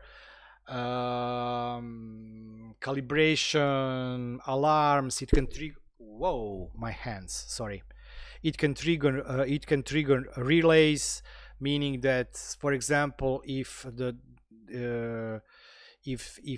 for example, sorry, if solar arrays putting power and the batteries are completely full, you can, for example, trigger a load to discharge batteries or to switch off power from the solar, going from the solar to your. This is one of those things. And when somebody asked me, but why are you doing this, I said, because I can, and it looks fun. And no, my electric scooter, it has built-in BMS. It's much better for the purpose of the electric scooter, but this one is great for the DIY. So if you would want to do some kind of large UPS for your home or off-grid installation, you would definitely go with something like that. And also, I was planning to do a Powerwall. I'm still not sure about the capacity. I know that it will be 24 volts, as I said before, so it will be 7S, 7 in series. I still am not sure if I will go with 60, 80, 100 or more batteries. And I will have a couple of controllers extra, so I will be making a giveaway. I think that I ordered 5 fully built controllers. I will keep 2 to myself, so I will probably give away those 3 other controllers. And for the nodes, for those smaller boards, I will have a couple of those also extra. So maybe I will do giveaway, you know, for testing purposes, 1 controller plus 1 node with everything else. You would just need to put the Wemos D1 board. So this is, so you would just need to get this board and get everything up and running. And funny thing is, it also has web server, so this is not a dummy BMS, it's real BMS, allowing you to control maximum, minimum voltage, heat, resistance, whatever. Great project. I really, if anybody finds anything similar that is not BMS related, please don't send it to me, because I'll probably start that project also too. Yeah, about that. Probably. I will definitely have to. No. Yes, I will have. In front of our apartment, when this building was built, it was built according to the, you know, how people today say it's something inspired by. Well, nice way of putting somebody ripped off somebody's design is to say it was inspired by Courvoisier, you know, the French architect. So this building where I live is inspired by him. And it had fireplaces. Each apartment had its own wood stove, so you can also get heat from wood. And in front of the apartment you have concrete bunker, really bunker. And this is the reason why my channel, what at one point was supposed to be called BeardedTinker. You know, there is a heavy metal door, and this is something like 1.5 meter by 1.5 meter by 1.5 meter, something like that. So this is the great place that's not inside the apartment. It hangs from the other side of the balcony. It's like there is a balcony and it's on that side, far side. It has 6 holes for the air, and it's great for starting fire. So I will probably put BMS and the batteries there for the testing purposes. So if fire starts, it's in a contained place. But you are right. And by the way, I'm working on the DIY sensors for carbon monoxide, dioxide, gas, fire, whatever. But most of those components are late. I think I have for sensor for the sensor for the Arduino for the natural gas, but all the other sensors still didn't arrive. So I'll definitely be building that one also and including it inside this diyBMS. Great thing that it allows you to integrate various other sensors directly inside the system. So if I look today of how Home Assistant is working, I myself would probably integrate it inside Home Assistant. Then you would have smoke sensor, then you would have Shelly, for example, looking after the load of the system. Then you would have some kind of automatic or smart power switch or something like that. Thank you. I would definitely hook it up to Home Assistant, have it there, and be able to do some kind of automations. But this BMS has sensor pins on its board, and it allows you to directly hook. The sensor to the BMS, so it can automatically trigger. So, for example, in case of fire or overheating, it would automatically trigger whatever it needs to trigger. Thank you, Bogdan, for subscribing. Thank you very much. About air sensor. What air sensor? I have, you know, my wife yesterday asked me, when will you move that black box? I said, what black box? That black box that's on the standing there in the corner. Ah, air sensor. Never. What do you mean by never? I said, never. This is air sensor. We need to know about the quality of the air. Air sensor is I have those. I have PM 2.5 sensor. I don't know if you have seen my video. This is a Home Assistant how to. It's called Luftdaten sensor. While this is installing, and it appears that this stream will last for 17 hours, and this until this is installed. Let's check this.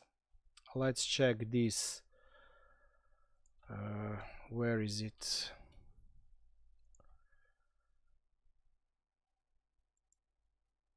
Luftdaten. Okay, let me change the window here. Okay, so I did video on this one. I built this one, and this is really something that I will definitely recommend you doing. It's not that expensive. It only requires 3 components. This is the most expensive, I think. Oh, sorry, this one. This is SDS 011, but you can get it on AliExpress for, I don't know, $12–15 with the shipping to the EU, something like that. It can also be bought. It can also be bought in the EU. This is a German site. You can, I think, find direct links to everything. So you have Node MCU, you have this particle sensor, and you need to have some kind of temperature and humidity sensor. And what it does, I don't think that we can enlarge it here. Oh yeah, we can. So what it does, it has,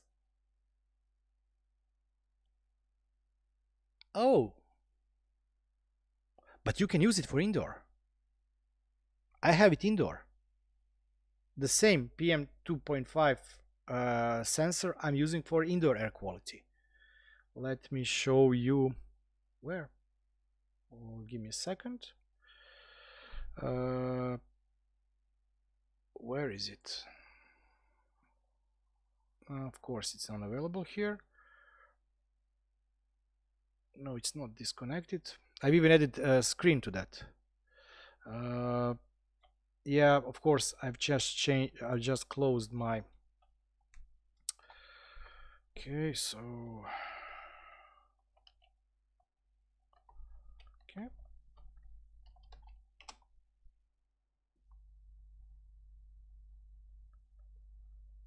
Okay, so this is now my main setup.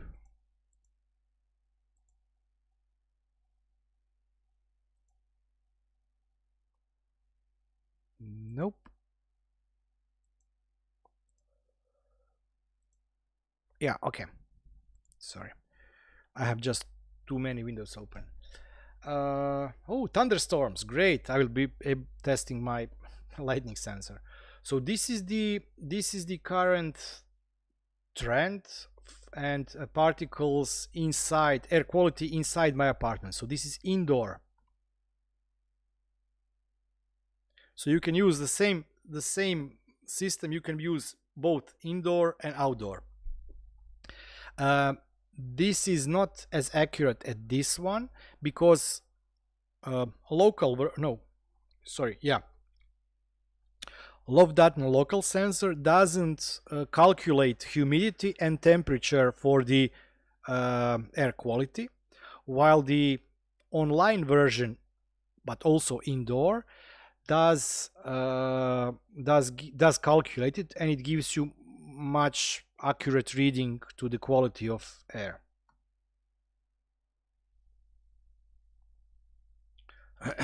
My throat. Sorry. Let's see if the.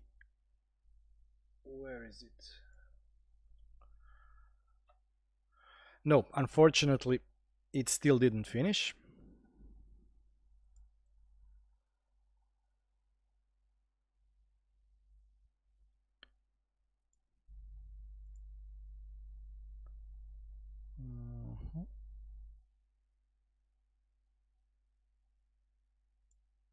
Okay.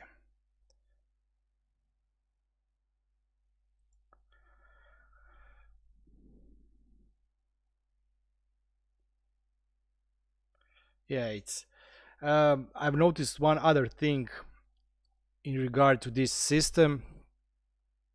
When we created, oh sorry, that was my mistake. So when I created this machine, if you notice here, this one is using up until 4 gigabytes of memory, starting with 1. This one is using also from 1 to 4. And this one is using 256 megabytes up till maximum 520. But in order for me to expand this, I think that I would have to start and stop the machine, and we don't want to do this.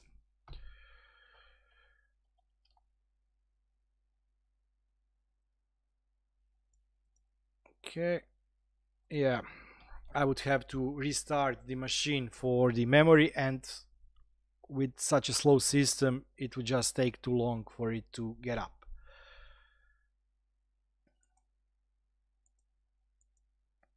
Anybody else using the Xpenology?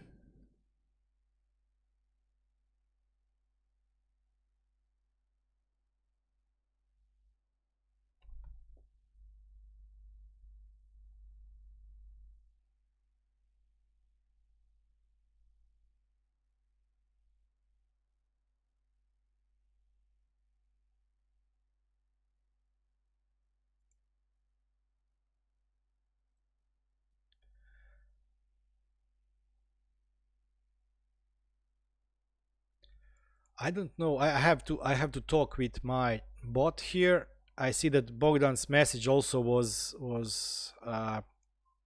deleted by the bot, and I know that I didn't allow him anything. Yeah, queues. Yeah, yeah. It was funny. We were really lucky here in Croatia in terms of the everything so far. Uh, Unfortunately, I do know a couple of people that lost their jobs. We opened up completely since the 1st of the June. We are back in the offices more or less, or whoever. Let's put it like that. Everybody can return to the office, but if there are any kind of issues, you can still work from home. I'm back in the office. As I said, couple of people I know unfortunately lost their jobs. I hopefully will not be one of those. And yeah, the problem is that at one point everything was shut down, and when it started to open up, people, yeah, it was like party, like the videos if you've seen from the Florida. People, it was quarantine and everything, and the people, like gazillion people in a swimming pool size of I don't know, a dish, jumping. Yeah, party. So yeah, interesting. Okay.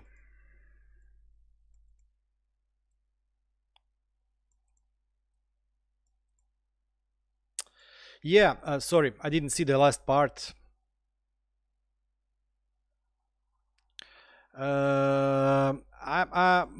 Some of those sensors I will be doing, not all. The problem is, I'm like a hamster or whatever. I'm like on drugs or something, jumping all over the place, and I see something, and I just press wrong button and order it. So you now inspired me to go, but where did I see? I did see for the ozone and formaldehyde, whatever. I did see something for the volatile organic compounds. I think I ordered that one, but I didn't order. Oh yeah, no, I was looking at the Xiaomi air purifier Pro H something. It has filter for those, but I don't think that it is detecting everything. In regard to the volatile organic compounds, I think I have already ordered sensor for that, so I'll be doing video on that. My PMs in the house or particle matters in the house are not that high. Is this done? Is this over? Is it running? Sorry. Let me change the window quickly. It's running. Is it running? Let's go to Docker. I think it's still booting up.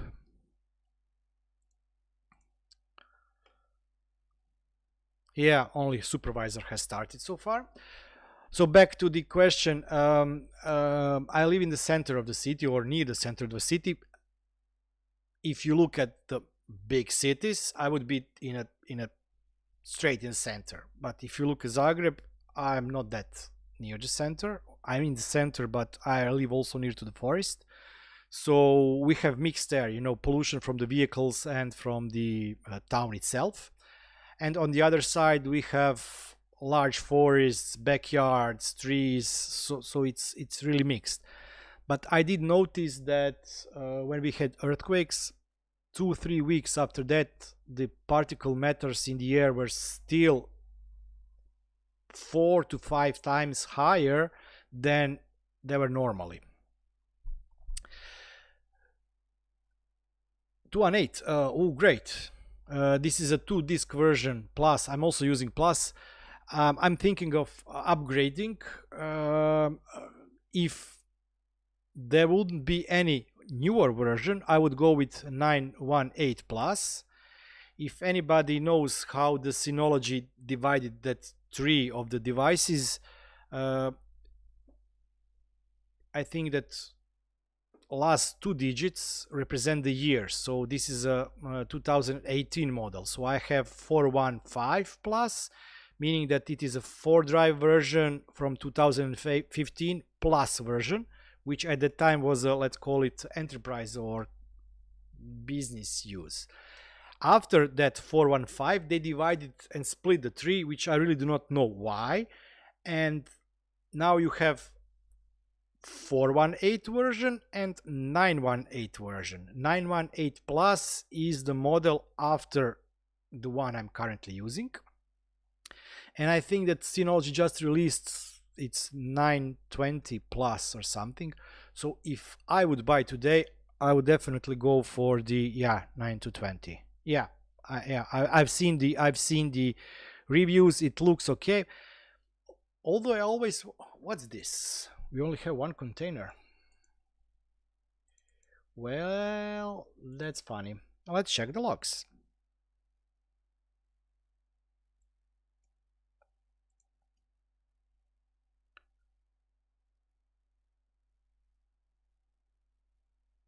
Hassio DNS not found, Core DNS not found, Pulse Audio not found, great, nothing found.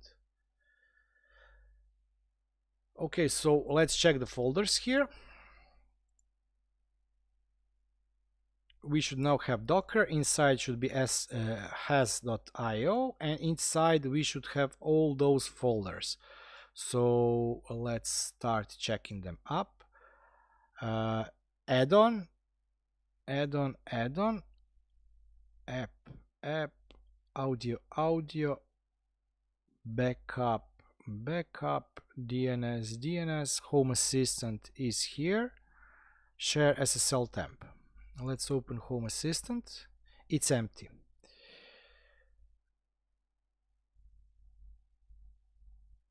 Yeah, you're right.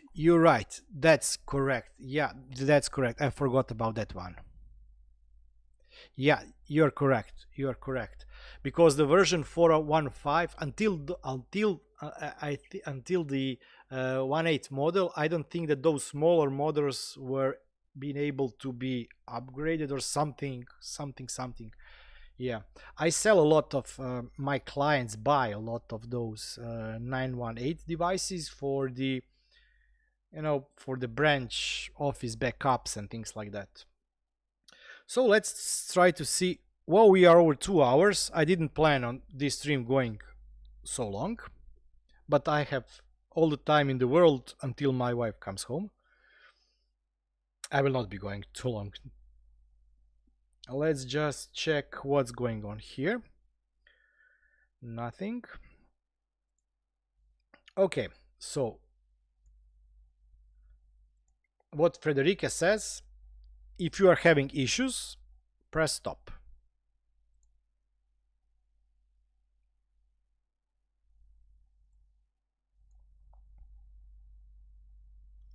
It should now stop the container.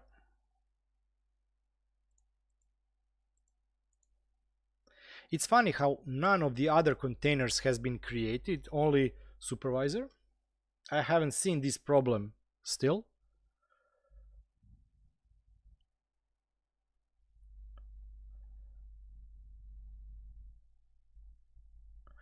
I think that they have now in the newer versions, they have, besides those 4 internal drives, I think that you can add up to 2 NVMe drives. Well, funny. Run, and I think that I'm not sure if they can be used only for cache in this newer 9.2.0 version, 9.2.0 plus. I did watch reviews, but yeah, it was very high level review. Okay, still nothing here.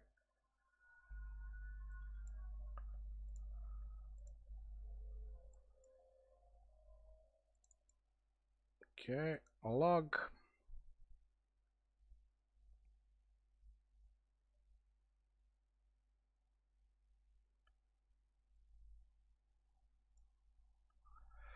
Okay, let's see.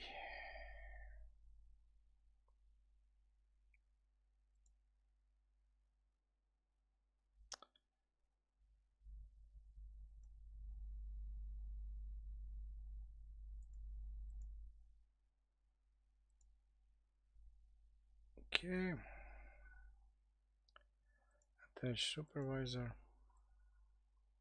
Yeah, but we still only have one. We still only have one container here.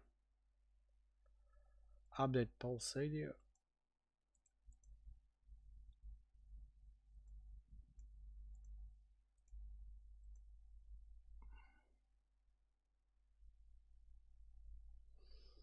Yeah.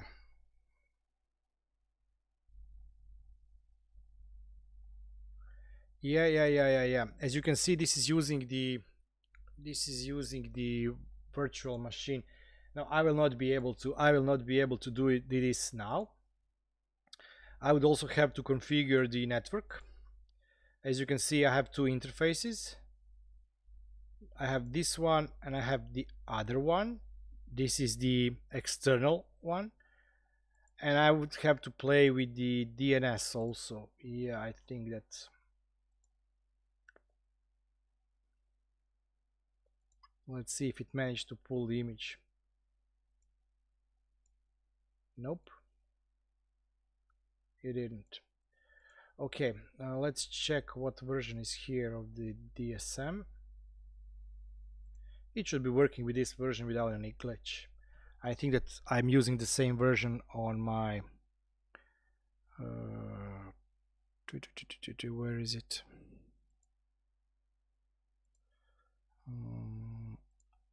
Okay, let's switch here to Synology.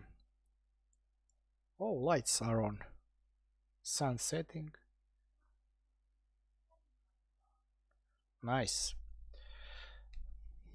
Google Assistant warning that sun is setting and it's turning lights on. As I said, I want to check the version here. It's, I think, same version, 6.2. Yeah, it's same version.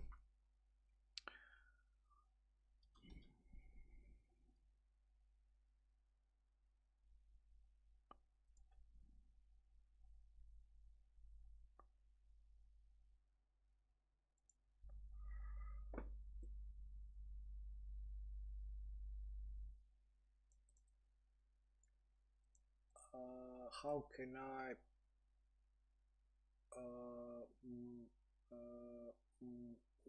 yeah, something with this I'm really annoyed.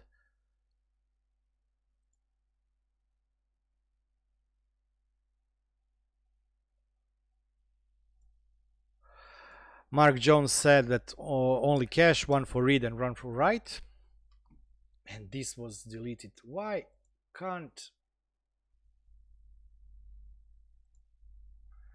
Well, let me just try and kill whatever there is here. Moderators, stream elements. Okay, let's kill this. Kill this. Save.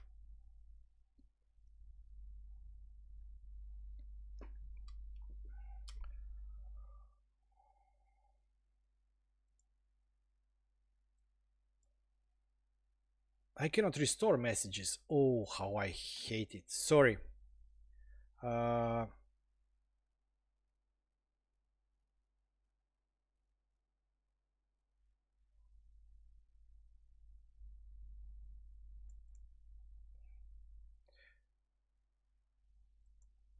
Okay, manage moderators. So let me just check if I managed to remove it or not. Yeah, I removed it. No more deleted messages. Sorry for this, Mark. Let me try and see what he wrote and what's now been deleted. Yeah, 920 is about to be deleted. First digit of the number is, yeah, you are correct. Mark only cache, one for read, one for write. In storage manager there is a cache advisor that recommended what size you need to buy to keep all the frequently used programs in NVMe. Yeah.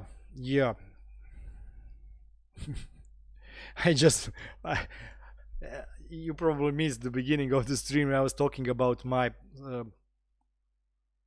Microsoft Surface Pro 4. It had a NVMe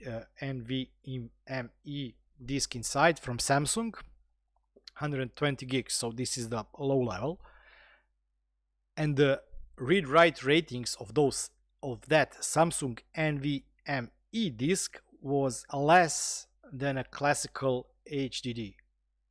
So if you would go out and buy, hard disk, it would have better read writes than that NVMe. So what I did, and bear in mind that I bought this Microsoft Surface Pro. It has been a short demo unit. It wasn't being used that much, but it was expiring in terms of warranty. And I bought it for 100 and something euros. So, Microsoft Surface Pro with keyboard, with pen, whole kit for 100 and 200 euros, let's say 200 euros. And it's really great machine, but the disk was terrible. So when I had to open it up to replace the batteries, I've installed I installed Samsung Evo Plus disk inside. It probably costs much more than this Surface Pro.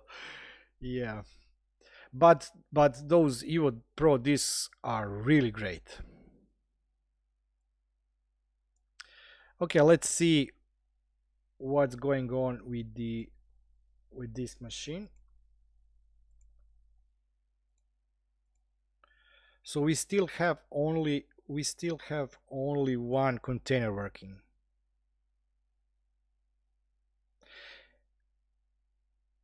No, it was NVMe. It was NVMe. I will forget probably to post a link, but I found finally, look at this miracle. I think that the issue with this Home Assistant Hassio with this system is it simply is too slow. It has too few resources. I think that minimum you should put here is 2 gigs of RAM to have it working. But as you can see, it's starting up. Probably at around midnight or 2 o'clock local time, all the Docker containers will be up and running. Yeah, as I said, NVMe is supposed to be super fast, but this one from Samsung, it was terrible. It was really terrible. I found the part number. I then looked at the part number comparison test between the other non-Evo Plus disk, meaning normal NVMe. It was terrible. It was, you can buy 10K disk for the server that's faster than this one.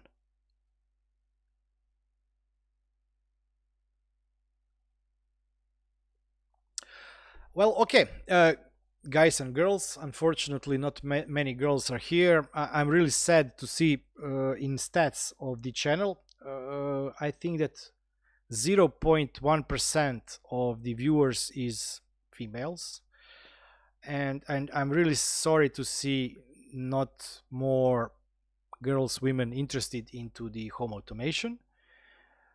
I know my wife is interested in having it working.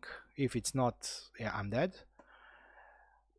I'm really sorry to see it, because there are a lot of girls in the STEM, in technology, programmers, developers. I work with a couple of great girls that do artificial intelligence stuff, artificial intelligence work. So I'm really sad to see not more girls in this Home Assistant community. Pozdrav. Okay, so anybody has yeah, I will check the stream recording later on. It will be available a bit later. I just have to remove the ends before and after the stream. And I'm really interested to see how long it took for the Hassio to get up. But please bear in mind that we did manage to install Hassio on Xpenology on the machine that has 512 megs of RAM. And I think that my wrist watch or this Mi Fit has more RAM than this machine. Yeah, unfortunately you're right, Vali. You definitely are right. I got to get those new lights. I have here on the top rim of the monitor, because last stream I didn't have enough light, so I've put Queen LED D1 board with the APA light strip. And if you go to Quinder's channel, he did a review of the LED strips, and he said the brightest LEDs from those color LEDs he has seen was the APA.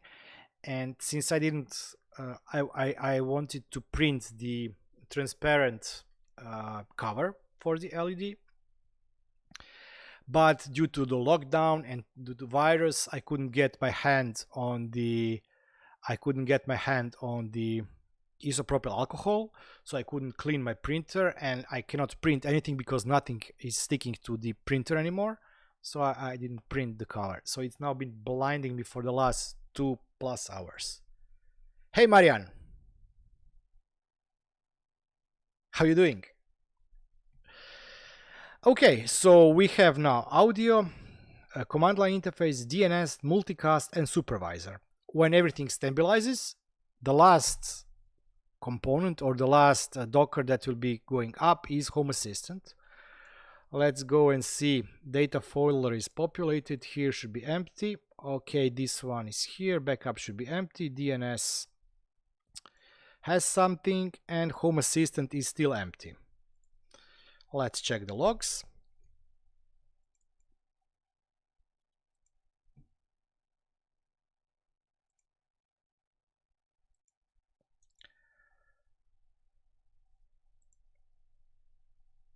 Okay. As you can see, it's now pulling the latest image. So somebody asked about the updates to the package inside the package center. No matter what version of the installation component is, it will always try to pull the latest version. I know that my internet normally shouldn't be an issue. I have currently the high speed I can get for my money for non-commercial user. It's not as fast as some few lucky ones are having, but 200 megs should be, fiber optics should be pretty quickly. On the other hand, I forgot that I'm also streaming, so I do have some kind of upload also. What I wanted to do is go to the Home Assistant, whatever this Home Assistant is. This is my test system, is it? Yeah, it is. And let's see the speed of the internet. Yeah, right. Okay, yeah, my streaming has clogged the internet, so this is the reason why it's also pulling so those images so slow.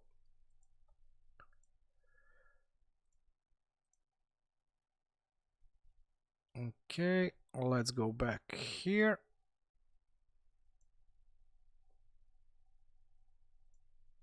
Let's see. It's still what? Okay, this error does happen sometime. What I've read from the comments from Frederike, you can ignore it. Now you can ignore it unless you have some other issues. So as I said, half an hour or 1 hour ago when we started installing this. These issues here can also be ignored, but when I say they can be ignored, it means ignore them if everything else is working. If you have additional problems, then this can also be an issue.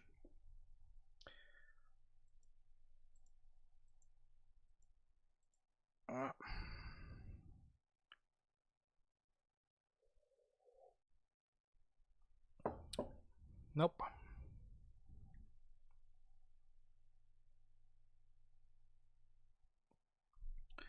Oh, no. You are lucky.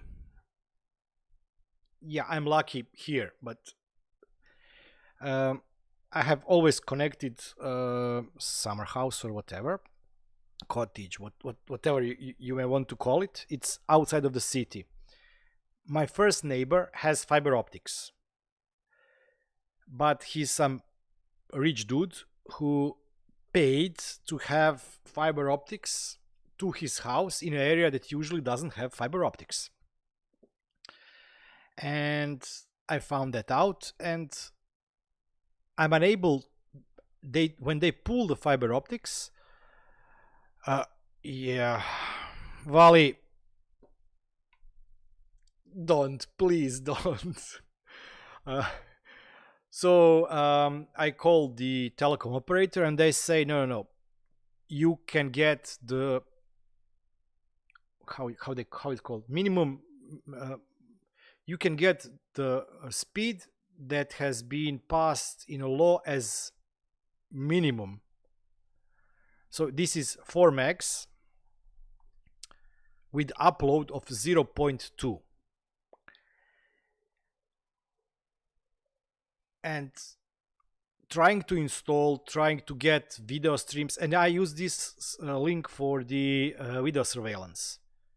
Trying to get video surveillance where you have 0.2 megs of upload, that's really nice.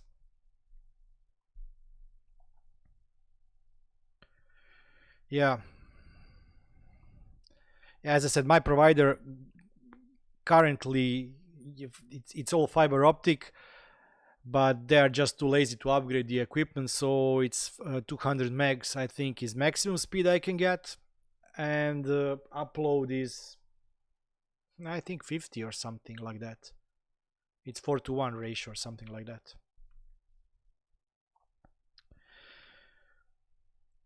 Yeah, but I really do know your pain with 8 megs. The question really is, what is your upload? Because you can have great downloads. If you're having issues with uploads, then package confirmations and things like that can mess everything up.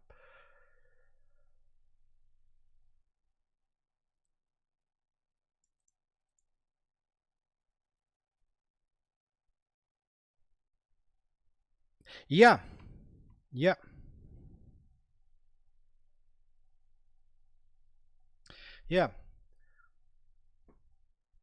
I don't know why they are so cheap on the upload speeds.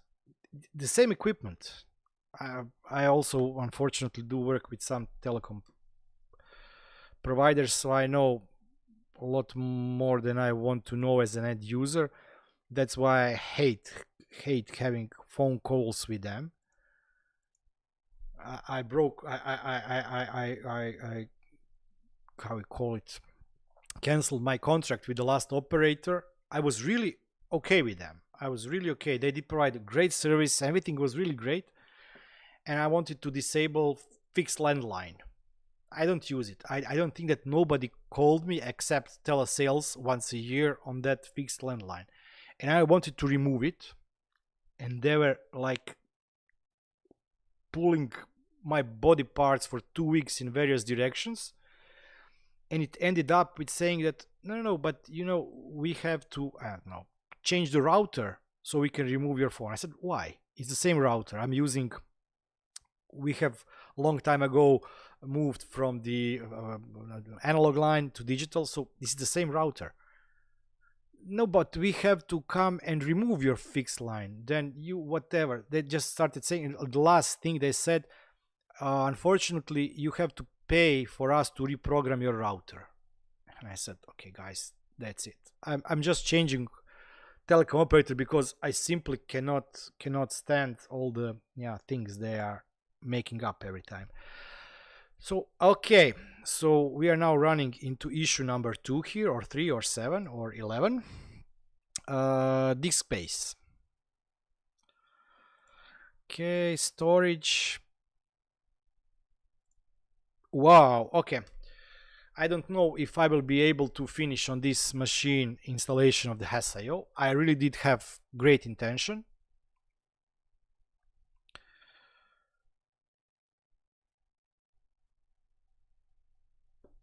But yeah, I didn't have enough space. Let's check. Yeah, it's going. Let's check here, still empty. Now let's check the log. Anybody knows how big is this image? Can I check it quickly somewhere? Well, let's type here docker hub home docker hub. Let's see.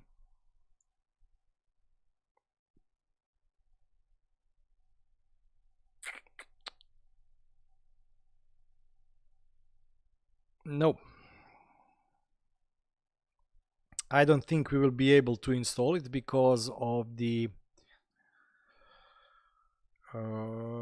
disk size.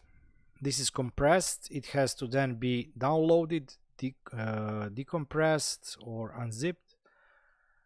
So I don't think that we will be able to, unfortunately, install it on this machine.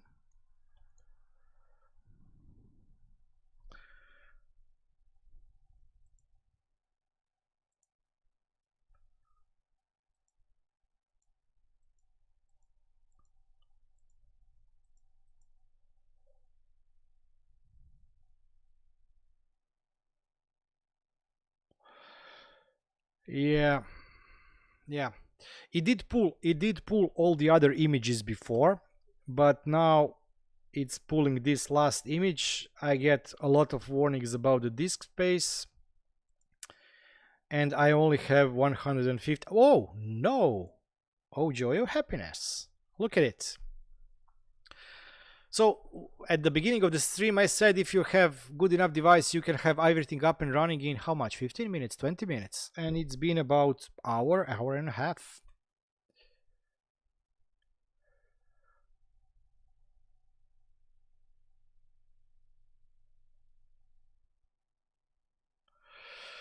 Okay, so let's check now this folder.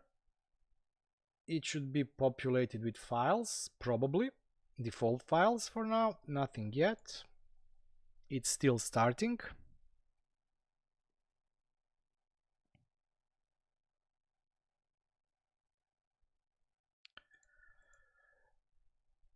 But as you can see,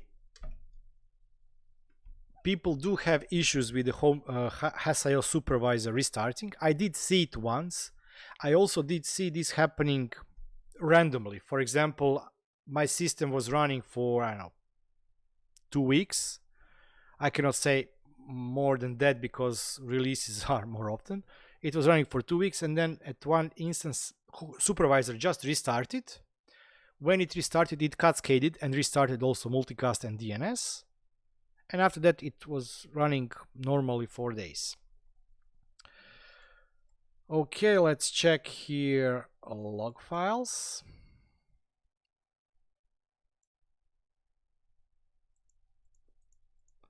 So the Home Assistant is starting.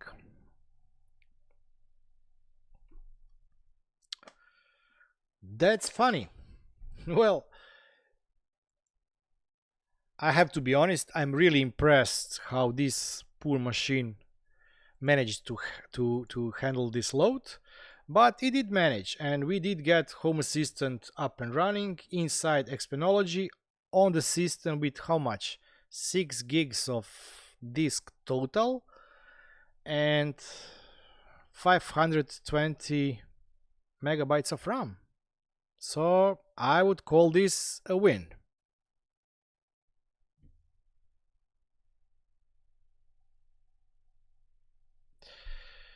Yeah, when we are talking about speeds, as I work with the financial industry also, and disaster recovery centers, and the first time I heard about dark fiber, not dark web, but dark fiber, and talking about the speeds, you know, having systems in real time replicating records on two different places that are hundreds of kilometers far apart because of the tectonic plates and whatever is needed to have proper DR site. And you have, for example, transaction going on a main system, and it's not acknowledged until it goes also to the DR site and record is written in the database also there. Then the packet has to go back. So this is really, when you talk about those systems, you see really the usage of dark fiber or whatever equivalent today is for the really high speed, no latency, you know, 0.0 milliseconds responses and things like that. For Home Assistants, 4 megabits are enough from my perspective, what I've tested. Okay, we should be wrapping up.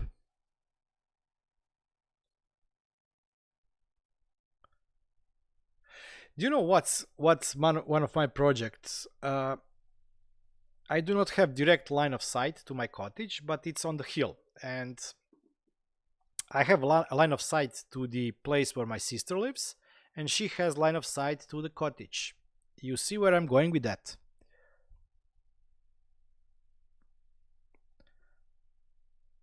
Some kind of LoRa or some kind of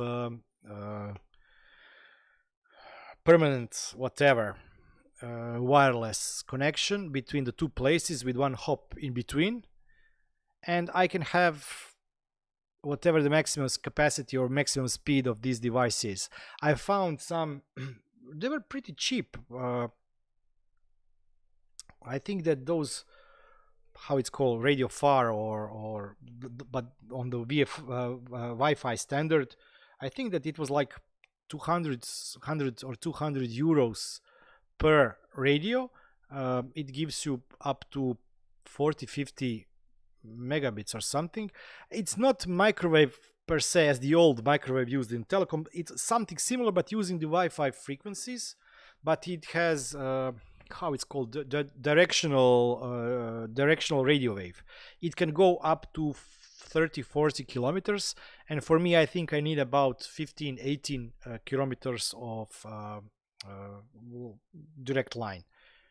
So that can be also. Microwave is problem because microwave is, as far as I know, in the licensed range. Typical telecom microwave used to connect the links between themselves. So if I could go with the Wi-Fi and have direct links, it would be much better. Yeah, I think this was not from Ubiquiti. This was from the. It was not from the Cisco because, although we are not Cisco, no. I can't remember who it was, but